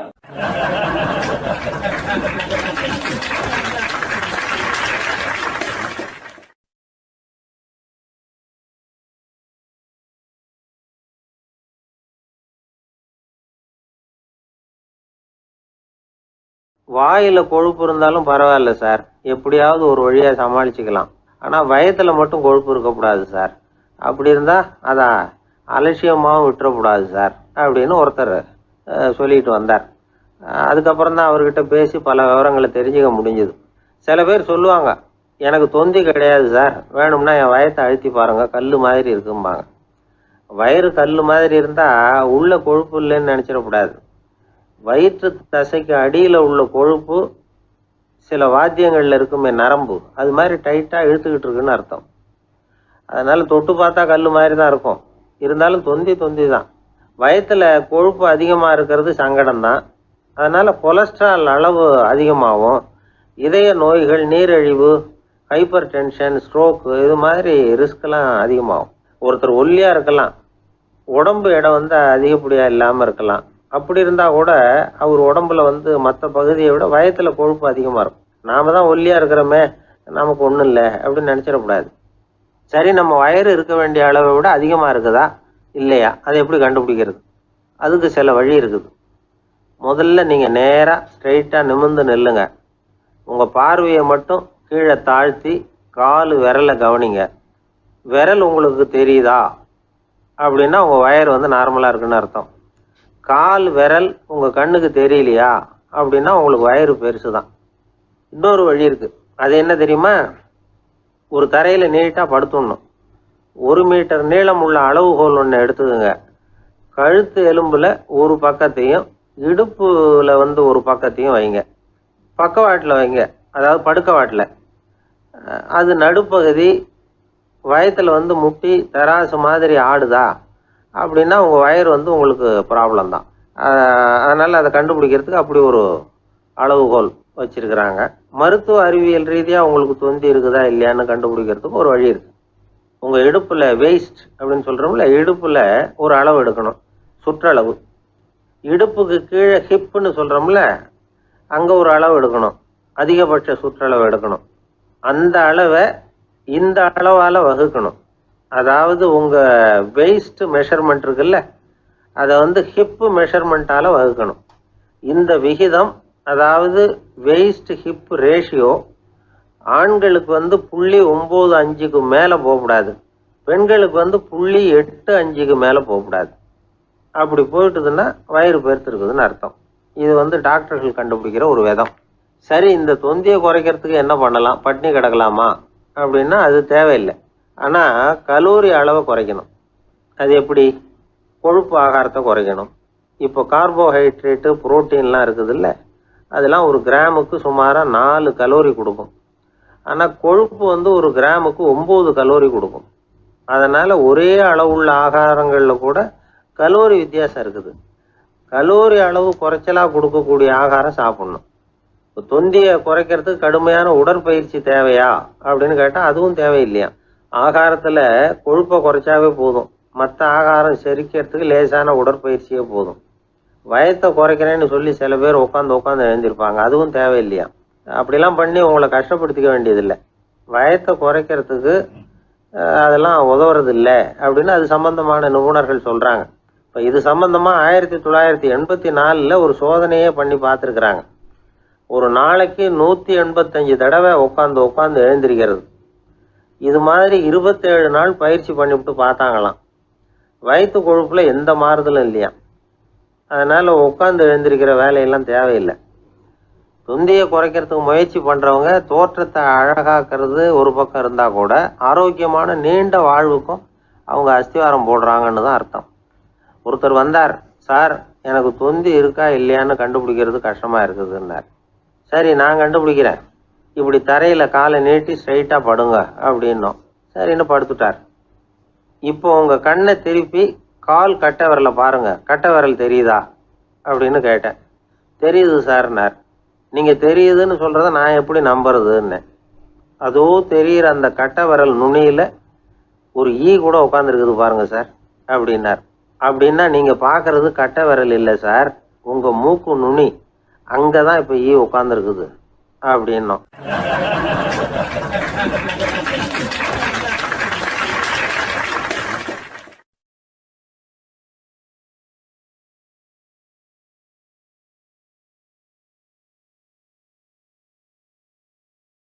ஒருத்தன் தன்னுடைய நண்பனை வழியில் பார்த்தான்.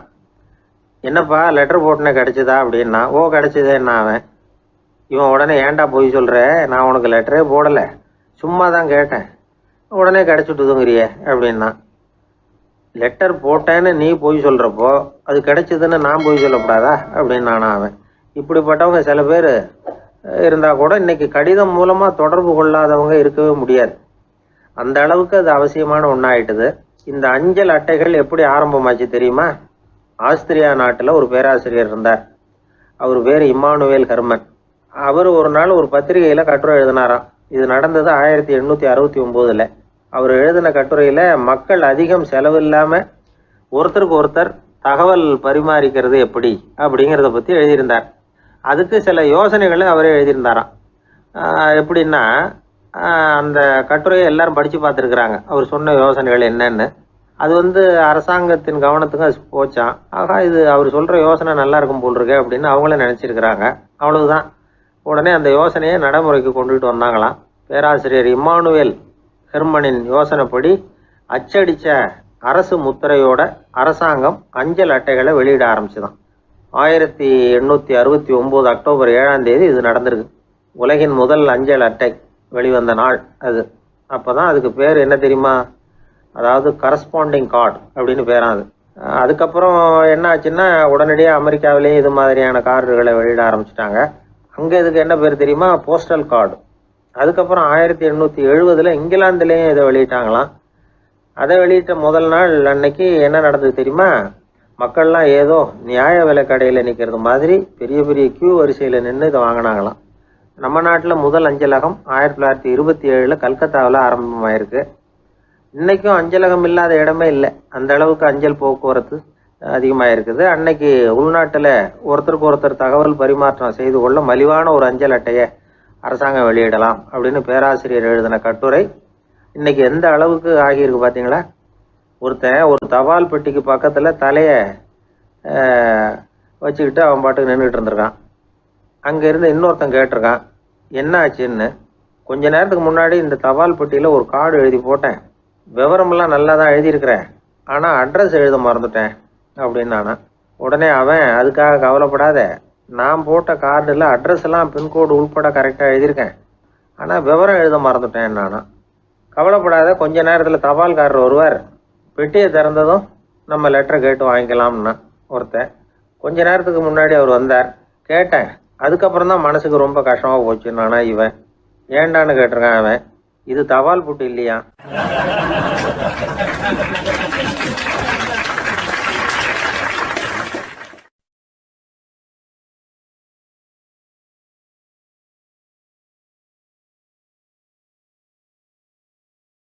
மனிதர்களில் சில பேர் ரொம்ப வித்தியாசமாக நடந்துக்குவாங்க. மற்றவங்களுக்கு அது ரொம்ப ஆச்சரியமாக கூட இருக்கும். அந்த ஆள் ஒரு மாதிரி பார்த்து நடந்துக்கோ அப்படின்னு கூட சொல்கிறது உண்டு. இவங்களை பார்த்து நாம் பித்து குளியும்போம். உளவியல் இவங்களை எக்ஸென்ட்ரிக்ஸ் அப்படின்னு சொல்லுது. இவங்களை மனநோயாளிகள்னு தவறாக புரிஞ்சிக்க கூடாது. அவங்க வேற, இவங்க வேற. எக்ஸென்ட்ரிக்ஸ் பற்றின சில விவரங்கள் ஒரு புத்தகத்தில் இருக்குது. அதாவது ஸ்காட்லாந்தில் ஒரு உளவியல் மருத்துவர் அதை எழுதியிருக்கிறார். அவர் பேர் டாக்டர் டேவிட் வீக்ஸ். அவருக்கு ஒரு உதவியாளர் இருந்தாராம். அவர் பேர் கேட் வுட். இவங்க 2 பேரும் சேர்ந்து இங்கிலாந்து பூரா சுற்றி பார்த்துருக்காங்க. 3 வருஷம் சுற்றினாங்களாம். நான் சொன்னது மாதிரி ஒரு மாதிரியாக இருக்கிற ஆசாமிகள் பல பேரை சந்தித்து பேசி அவங்கள பற்றி ஆய்வுலாம் நடத்தியிருக்கிறாங்க. அப்படி நடத்தி அதை ஒரு புஸ்தகமாக எழுதியிருக்கிறாங்க. நிறைய பேசி பார்த்துட்டு அவங்க சொல்லியிருக்கிறத கேட்டால் ரொம்ப ஆச்சரியமாக இருக்குது. நாம் இவங்களை பார்த்து பித்துக்குழிங்கிறோம், எக்ஸென்ட்ரிக்ஸ் அப்படின்னு சொல்கிறோம், கிண்டல் கூட பண்ணுறோம். ஆனால் அவங்களோட அறிவு ரொம்ப தெளிவானதான்.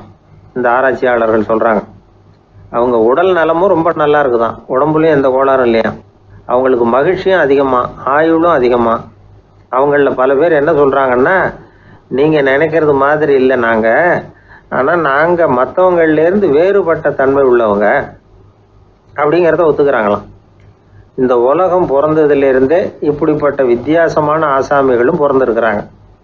சரி, அப்படிப்பட்டவங்க எப்படி இருப்பாங்க? இப்போ ஒரு மகாராஜா தன்னோட நாய்க்கு லட்சக்கணக்கில் பணம் செலவு பண்ணி கல்யாணம் பண்ணி வச்சிருக்கிறார். ஒரு கோடீஸ்வரர் தான் வளர்த்துக்கிட்டு இருந்த பூனைகளுக்கு தன்னோட சொத்து பூராவை எழுதி வச்சிருக்கிறார். இது மாதிரி ஒருத்தர் 2 பேர் இல்லை, நிறைய பேர் உண்டு. சில பேர் எப்படி தெரியுமா, அவங்களுக்கு வசதியில் எந்த குறையும் இருக்காது. வீடு, காரு, பணம் எல்லாம் தாராளமாக இருக்கும். அப்படி இருந்தாலும் அவங்கக்கிட்ட ஒரு பழக்கம் இருக்கும். யாராவது ஒரு நண்பர் வீட்டு விசேஷத்துக்கு போயிருப்பார், இல்லைன்னா ஒரு கடைக்கு போயிருப்பார். அவங்க ரொம்பவும் மரியாதையாக வரவேற்று எல்லாம் பண்ணிகிட்டு இருப்பாங்க. ஆனால் இவர் அவங்களுக்கு தெரியாமல் ஏதாவது ஒரு பொருளை திருடி பாக்கெட்டில் போட்டுட்டு வந்துடுவார். அப்படி வந்தால் தான் இவருக்கு திருப்தி. பல பேர் அவங்க வளர்த்த பிராணிகளுக்கு பளிங்கு கல்லால் சமாதி கட்டி வச்சிருக்கிறாங்க. இப்படிலாம் பண்ணுறாங்க. பல பேர் அவங்களுக்கு பிடித்தமான ஒருத்தர் எப்படியோ அதே மாதிரி தலைமுடி, தாடி வச்சுக்கிறது, உடை உடுத்திக்கிறது, மலை குகையில் போய் குடியிருக்கிறது, இப்படி எவ்வளவோ வினோதமான நடவடிக்கைகள். இவங்களையெல்லாம் ஆய்வு பண்ணின டாக்டர் வீக்ஸ் என்ன சொல்கிறாரு தெரியுமா? பொதுவாக இவங்க உயர்ந்த புத்திசாலிகளாக இருக்கிறாங்க. ஒருமைப்பட்ட மனம், கருமையுமே கண்ணான பண்பு, தனிமையை நாடுற மனப்பான்மை எல்லாம் இவங்களுக்கு உண்டு.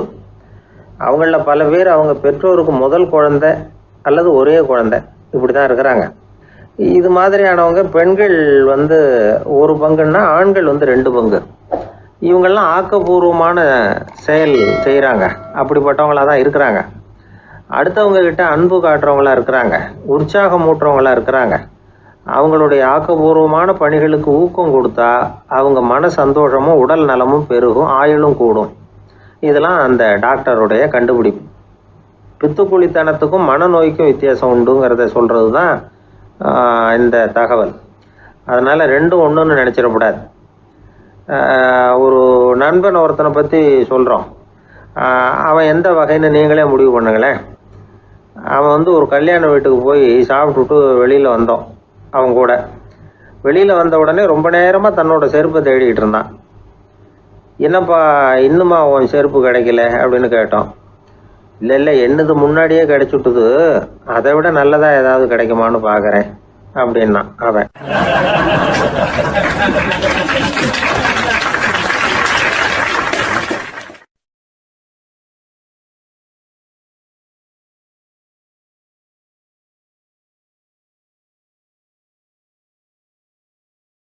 ஒரு தடவை கலைவாணர் NS கிருஷ்ணன் பேராசிரியர் கல்கியை சந்தித்து பேசிக்கிட்டு இருந்தாராம். கலைவாணர் கல்கியை பார்த்து, எனக்கு கதை எழுத ஆசையாக இருக்குது, எப்படி எழுதுறதுன்னு கேட்டாராம். கதை எழுதுறதுக்கு 4 மை வேணும்னாராம் கல்கி. அப்படியா, அப்படின்னா என்னென்ன கலர் மை அப்படின்னு கேட்டிருக்காரு கலைவாணர் சிரிச்சுக்கிட்டே. நான் சொன்னது கலர் மை இல்லை, அது வேற மை. அதாவது கதை எழுதுறதுக்கு தேவைப்படுகிற 4 மை எதுன்னா, 1 திறமை, 2 பேணாமை, 3வது தனிமை, 4வது பொறுமை அப்படின்னாராம்.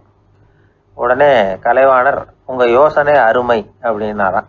அதுதான் கலைவாணர். பொதுவாக எழுத்தாளர்கள் எழுதுகிற மாதிரி நடந்துக்கிறது இல்லை. ஆனால் கலைவாணர் என்ன சொல்லுவாரோ அதே மாதிரி நடந்துக்குவார். எல்லாருக்கும் எல்லாம் கிடைக்கணுங்கிற கருத்தை சினிமா படங்களில் வலியுறுத்துவார். அதே மாதிரி நடைமுறை வாழ்க்கையிலேயும் எல்லாருக்கும் எல்லாமும் கொடுப்பார். பணம், பதவி, புகழ் இப்படி எதுவுமே இல்லாத ஒரு சாதாரண மனுஷனாக இருந்தால் கூட இவர் மனுஷனுக்கு கொடுக்குற மரியாதையில் கொஞ்சமும் குறைச்சல் இருக்காது. இந்த குணம் சாதாரணமாக எல்லாருக்கும் இருக்கிறது இல்லை. அவர் சினிமா தியேட்டருக்கு போய் சினிமா பார்க்குறது வழக்கம். அவர் வந்திருக்கிறாருங்கிறது தெரிஞ்சால் போதும், வெளியில் பிச்சைக்காரங்க கூடிடுவாங்க. இது அவருக்கு தெரியும். வெளியில் நம்மளை நம்பி ஒரு கூட்டம் காத்துக்கிட்டு இருக்குமேன்னு நினைப்பார். உடனே ஒரு 100 ரூபா நோட்டை கொடுத்து சில்லறையாக மாற்றிட்டு வர சொல்லுவார். படம் முடிஞ்சு வெளியில் வர்றப்போ சில்லறையோடு வருவார். எல்லாருக்கிட்டையும் கொடுத்துருவார். ஏன்னா எல்லோரும் தேடிட்டு வருவாங்க அவரை. என்ன எல்லோரும் சௌக்கியமாக இருக்கிறீங்களா அப்படின்னு பிரியமாக விசாரிப்பார். ஏதோ ரொம்ப நெருங்கின சொந்தக்காரங்களை விசாரிக்கிறது மாதிரி விசாரிப்பார். தன்கிட்ட இருக்கிற சில்லறையை எல்லாருக்கும் சமமாக பிரித்து கொடுத்துட்டு தான் அங்கேருந்து புறப்படுவார். ஒரு நாள் அது மாதிரி புறப்படுற சமயத்தில் ஒரு சின்ன பையனுக்கு சில்லறை எதுவும் கிடைக்கல கொடுக்கறதுக்கு. இது கலைவாணருக்கு தெரியாது. காரில் ஏறி புறப்பட்டு போயிட்டார். அந்த பையன் காரை பிடிச்சிக்கிட்டு பின்னாடியே ஓடியாந்துருக்கிறான். ஐயா, நீங்களே இல்லைன்னு சொன்னால் நான் என்ன பண்ணுறது? இன்னைக்கு பட்னி தான், அம்மாவுக்கு வேற உடம்பு சரியில்லை அப்படின்னு கத்திக்கிட்டே ஓடியாந்தானா. கலைவாணர் கவனிச்சுட்டார். உடனே காரை நிறுத்த சொன்னார். இறங்கினார். அந்த சின்ன பையனை கட்டி பிடிச்சிக்கிட்டு, என்னை மன்னிச்சிக்கப்பா, நான் கவனிக்காமல் வந்துட்டேன் அப்படின்னு சொல்லி அழ ஆரம்பிச்சிட்டாராம். இன்னொரு தடவை இதே மாதிரி ஒரு தியேட்டர்லேருந்து வெளியில் வந்திருக்கிறார். ஒரு ஆள் அவர்கிட்ட வந்து நின்றுருக்கார். அவர் கொடுக்கறதுக்கு இவர்கிட்ட பணம் இல்லை. பணம் இல்லையாப்பா அப்படின்னாராம். உங்ககிட்டயே இல்லையா அப்படின்னாராம் அவர். கலைவாணருக்கு மனசு ரொம்ப சங்கடமாக போச்சு. உடனே புறப்பட்டு வீட்டுக்கு போனார். அங்கே இங்கே தேடி பார்த்து அங்கே இருந்த கொஞ்சம் நெஞ்ச சில்லறையை எடுத்தார். காரு டிரைவரை கூப்பிட்டார். தியேட்டர் வாசலில் நின்றுக்கிட்டு இருந்த ஆசாமியோட அங்க அடையாளங்களை சொன்னார். காரை எடுத்துகிட்டு போய் அந்த ஆளை கண்டுபிடிச்சி இந்த காசை கொடுத்துட்டு வா அப்படின்னு அனுப்பி வச்சாராம். பிச்சை போடுறதுக்காக காரை அனுப்புனதாக வேற யாரை பற்றியாவது நீங்கள் கேள்விப்பட்டிருக்கிறீங்களா? அவர் ஒரு வித்தியாசமான மனிதர், வித்தியாசமான கலைஞர். கலைவாணரோட சகோதரர் கல்யாணம் நடந்தது. அதில் தியாகராஜ பாகவதர் கச்சேரி முடிஞ்ச உடனே அதில் சம்பந்தப்பட்ட கலைஞர்களுக்கெல்லாம் கலைவாணர் பரிசுகள் கொடுக்குறார். அந்த கச்சேரியில் கடம் வாசித்தவருக்கு மட்டும் மற்ற எல்லாருக்கும் கொடுத்ததை விட பெருசாக ஒரு வெள்ளி கோப்பையை பரிசாக கொடுத்தாராம். மற்றவங்களுக்கெல்லாம் சின்னதாக கொடுத்துட்டு கட வித்துவானுக்கு மட்டும் பெருசாக பரிசு கொடுக்குறீங்களே ஏன்னு கேட்டிருக்கிறாங்க. அதுக்கு கலைவாணர் விளக்கம் கொடுத்தாராம். இப்பெல்லாம் ரயிலில் கூட்டம் அதிகங்கிறது உங்களுக்கு எல்லாருக்கும் தெரியும். இந்த வித்வான் இவ்வளவு பெரிய மண்பானையை ரயிலில் ரொம்ப பத்திரமா உடையாம ரொம்ப தூரத்திலேருந்து கொண்டு வந்துருக்கிறாரே, அது என்ன சாமானியமான காரியமா? அவரோட அந்த சாமர்த்தியத்தை பாராட்டுறதுக்காக தான் அவருக்கு இவ்வளவு பெரிய பரிசு அப்படின்னாராம்.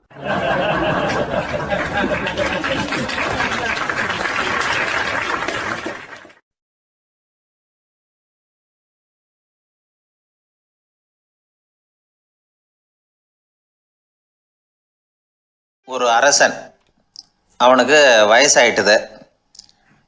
அதனாலேயே இந்த கவலை பயம் எல்லாமும் அதிகமாயிட்டுது. மரண பயம், ராத்திரியில் சரியாக தூங்க முடியல, இப்படி ஆயிட்டுது நிலைமை. அந்த அரசன் ஏற்கனவே எப்படின்னா போர்க்களங்களில் எத்தனையோ பேரை ஓட ஓட விரட்டியிருக்கிறான். இருந்தாலும் இப்போ அந்த துணிச்சல்லாம் எங்கேயோ போயிட்டுது. பேசாமல் படுத்துருக்கிறான். அப்படியே படுத்தாலும் தான் தூக்கம் வர மாட்டேங்குது. என்ன பண்ணலாம்னு யோசித்தான் இந்த மன்னன். உடனே எல்லா அமைச்சர்களையும் கூப்பிட்டான். எனக்கு நிம்மதி இல்லை, எதை நினச்சாலும் பயமாக இருக்குது, எனக்கு ஒரு ஆலோசனை சொல்லுங்க அப்படின்னா. என்ன ஆலோசனை வேணும் அப்படின்னு சொல்லி கேட்டாங்க. எனக்கு ஒரு நெருக்கடியான சந்தர்ப்பம் ஏற்பட்டு போச்சுன்னு வச்சுக்கோங்க. அந்த நேரத்தில் நீங்கள் யாருமே என் பக்கத்தில் இல்லை ஆலோசனை சொல்கிறதுக்கு அப்படின்னா, அந்த சமயத்தில் எனக்கு உபயோகப்படுற மாதிரி ஒரு வாசகம், பொன்மொழி ஏதாவது சொல்லுங்கள். அதை நான் என்னுடைய வைர மோதிரத்துக்கு அடியில் பதிச்சு வச்சுக்கிறேன் அப்படின்னார். தேவைப்படுறப்போ உதவும் அப்படிங்கிறதுனால. அவர் போட்டிருந்த மோதிரமும் அதுக்கு தகுந்த மாதிரியே திறந்து மூடுறது மாதிரி அமைஞ்சிருந்தது. ஏதாவது வாசகம் எழுதுனா உள்ற வச்சுக்கலாம், அதுக்கான வசதி அதில் இருந்தது. அமைச்சர்கள்லாம் யோசனை பண்ணாங்க. இது மாதிரி ராஜா கேட்குறாரே, என்ன வாசகம், அதாவது பொன்மொழி சொல்லலாம் அப்படின்னு எல்லாரும் யோசனை பண்ணாங்க. ஒருத்தருக்குமே சரியாக தோணலை, ஒரே குழப்பமாக இருந்தது. ஏன்னா நெருக்கடியான சமயத்தில் உபயோகப்படுறது மாதிரி ஒரு பொன்மொழி வேணும்னு சொல்லியிருக்கிறார். அப்படி இப்படி யோசித்து பார்த்தா ஒன்றுமே தோணலை. எல்லாரும் குழம்பிக்கிட்டு இருந்த நேரத்தில் ஒரு பெரியவர் அந்த பக்கமாக வந்தார். அவர் சொன்னார், நான் வேணும்னா அதுக்கு பொருத்தமாக ஒரு வாக்கியம் சொல்கிறேன், ஆனால் ஒரு நிபந்தனை. அதை யாரும் ரொம்ப ஆர்வம் காரணமாக அவசரப்பட்டு படிச்சிடக்கூடாது. அதை ரகசியமாக அந்த மோதிரத்துக்குள்ளே எழுதி வச்சுக்கணும். எப்போவாவது இக்கட்டில் மாட்டிக்கிற சமயத்தில் மட்டும் வேறு வழியே இல்லை அப்படிங்கிற நிலைமையில் மட்டும்தான் அதை திறந்து பார்க்கணும். அப்படி நீங்கள் இருக்கிறதா இருந்தால் நான் அதை சொல்கிறேன் அப்படின்னார் அந்த பெரியவர். சரின்னு ஒத்துக்கிட்டாங்க எல்லாரும். அதே மாதிரி அவர் ஒரு வாக்கியத்தை சொன்னார். அவர் சொன்ன வாக்கியத்தை ரகசியமாக மோதிரத்துக்குள்ளே பதிச்சு மூடியாச்சு. ராஜா அதை விரலில் மாட்டிக்கிட்டார். கொஞ்ச நாள் ஆச்சு. அந்த ராஜாவுக்கு ஒரு சோதனை வந்தது. என்ன சோதனைன்னா, அடுத்த நாட்டு மன்னன் படையெடுத்துக்கிட்டு வந்துட்டான். அவன் இவர்கிட்ட ஏற்கனவே தோற்று போனவன், ஒரு வெறியில் வந்திருக்கிறான். தோற்று போனவன் மறுபடியும் சண்டைக்கு வந்தால் எப்படி வருவானோ அப்படி வர்றான். ஒரு வெறியில் வந்தால் ஜெயிச்சுட்டான். என்னாச்சு, இவரோட நிலைமைன்னா நாட்டை இழந்துட்டார், எல்லாத்தையும் இழந்துட்டார். கடைசியாக ஒரு அடிபட்ட குதிரையில் ஏறி தப்பிச்சு போயிட்டார், வேறு வழி இல்லைன்னு. பின்னாடி துரத்திக்கிட்டு வராங்க. இவர் ஒரு மலை உச்சிக்கு போயிட்டார், அதுக்கும் அப்பால் போக முடியாது, ஏன்னா அந்த பக்கம் பயங்கர பள்ளம். உல்லாச பயணிகள் வந்து கண்டு கழிக்கிற இடம் அது. ஆனால் இவருக்கு அது சாவு பயணத்தின் வாசல், திரும்பவும் முடியாது, அவ்வளவு குறுகிய பாதை அது, வேறு வழியே இல்லை. இந்த நேரம் சூரிய ஒளி மோதிரத்தில் பட்டு மின்னிச்சு. உடனே இவருக்கு ஞாபகம் வந்தது. மோதிரத்தை திறந்து படிக்கிறார். அதில் இருந்த வாசகம், இந்த நிலையும் மாறிவிடும், this too will pass away. அவருக்கு ஒரு தைரியம் வந்தது. பின்னாடி வந்தவங்களும் திசை மாறி வேறு எங்கேயோ தேடி போயிட்டாங்க. அவங்க விரட்டிக்கிட்டு வரலன்னா இவ்வளவு அழகான ஒரு இடம் இருக்கிறதே எனக்கு தெரியாமல் போயிருக்குமேன்னு நினச்சார். இவ்வளவு அழகை ரசிக்கிறதுக்காக ஒரு நாட்டையே கூட இழக்கலாம்னு தோணுச்சு அவருக்கு. அமைதியாக அந்த அழகை ரசித்தார். எதிரிகள்லாம் எங்கேயோ போயிட்டாங்க. மன்னர் நாடு திரும்பினார். மறுபடியும் படைகளை திரட்டினார். கொஞ்ச நாளில் படை எடுத்துக்கிட்டு போனார். யாருக்கிட்ட தோற்று போனாரோ அவரையே வெற்றி கண்டு திரும்பி வர்றார். வரவேற்பு விழா பிரமாவப்படுது. ஆடல் பாடல் கோலாகலம். இதை பார்த்ததும் அந்த ராஜாவுக்கு தலைகால புரியல. நம்மளை இனிமேல் யாராலையும் ஜெயிக்க முடியாதுன்னு நினச்சார். அகம்பாவம் லேசாக எட்டி பார்த்தது. இப்போ மறுபடியும் சூரிய ஒளிப்பட்டு மோதிரம் மின்னிச்சு. அதை திறந்து மறுபடியும் படிக்கிறார். இந்த நிலைமையும் மாறிவிடும், this too will pass away. அவ்வளவுதான். அவர் மனசு அடங்க ஆரம்பிச்சுட்டுது, ஆணவம் போயிட்டுது. இதிலேருந்து நாம் தெரிஞ்சுக்க வேண்டியது என்னென்னா, எந்த சூழ்நிலையிலையும் நாம் கவலைப்பட வேண்டியதில்லை. ஏன்னா இங்கே எதுவுமே நிரந்தரம் இல்லை. அந்த ராஜா மாதிரியே நம்ம ஆள் ஒருத்தன் ஒரு மோதிரம் போட்டிருந்தான், அதுக்குள்ளே அவன் எழுதி வச்சுருந்த வாசகம், எதுக்கும் கவலைப்படாதே அப்படிங்கிறது தான். ஒரு நாள் பயங்கரமான கவலையோடு உட்காந்துருந்தான். பக்கத்தில் இருந்தவங்க சொன்னாங்க, இது மாதிரி சந்தர்ப்பத்தில் தான் நீ உன் மோதிரத்தை திறந்து பார்க்கணும்னாங்க. இவனுக்கு கவலையோடு எரிச்சலும் சேர்ந்துக்கிட்டது. அது எப்படி முடியும், இப்போ திருட்டு போனதே என்னோட அந்த மோதிரம் தானே அப்படின்னு சொல்லிவிட்டு தலையில் கை வச்சுட்டு உட்காந்துட்டான். இப்படிலாம் சொல்கிறது உண்டு. இருந்தாலும் நாம் எந்த சூழ்நிலையிலையும் கவலைப்பட வேண்டியதில்லை அப்படிங்கிற உண்மையை புரிஞ்சுக்கணும். அப்படி கவலையை வெல்றதுக்கான வழி தெரிஞ்சுட்டதுன்னா வாழ்க்கையில் வெற்றி நிச்சயம்.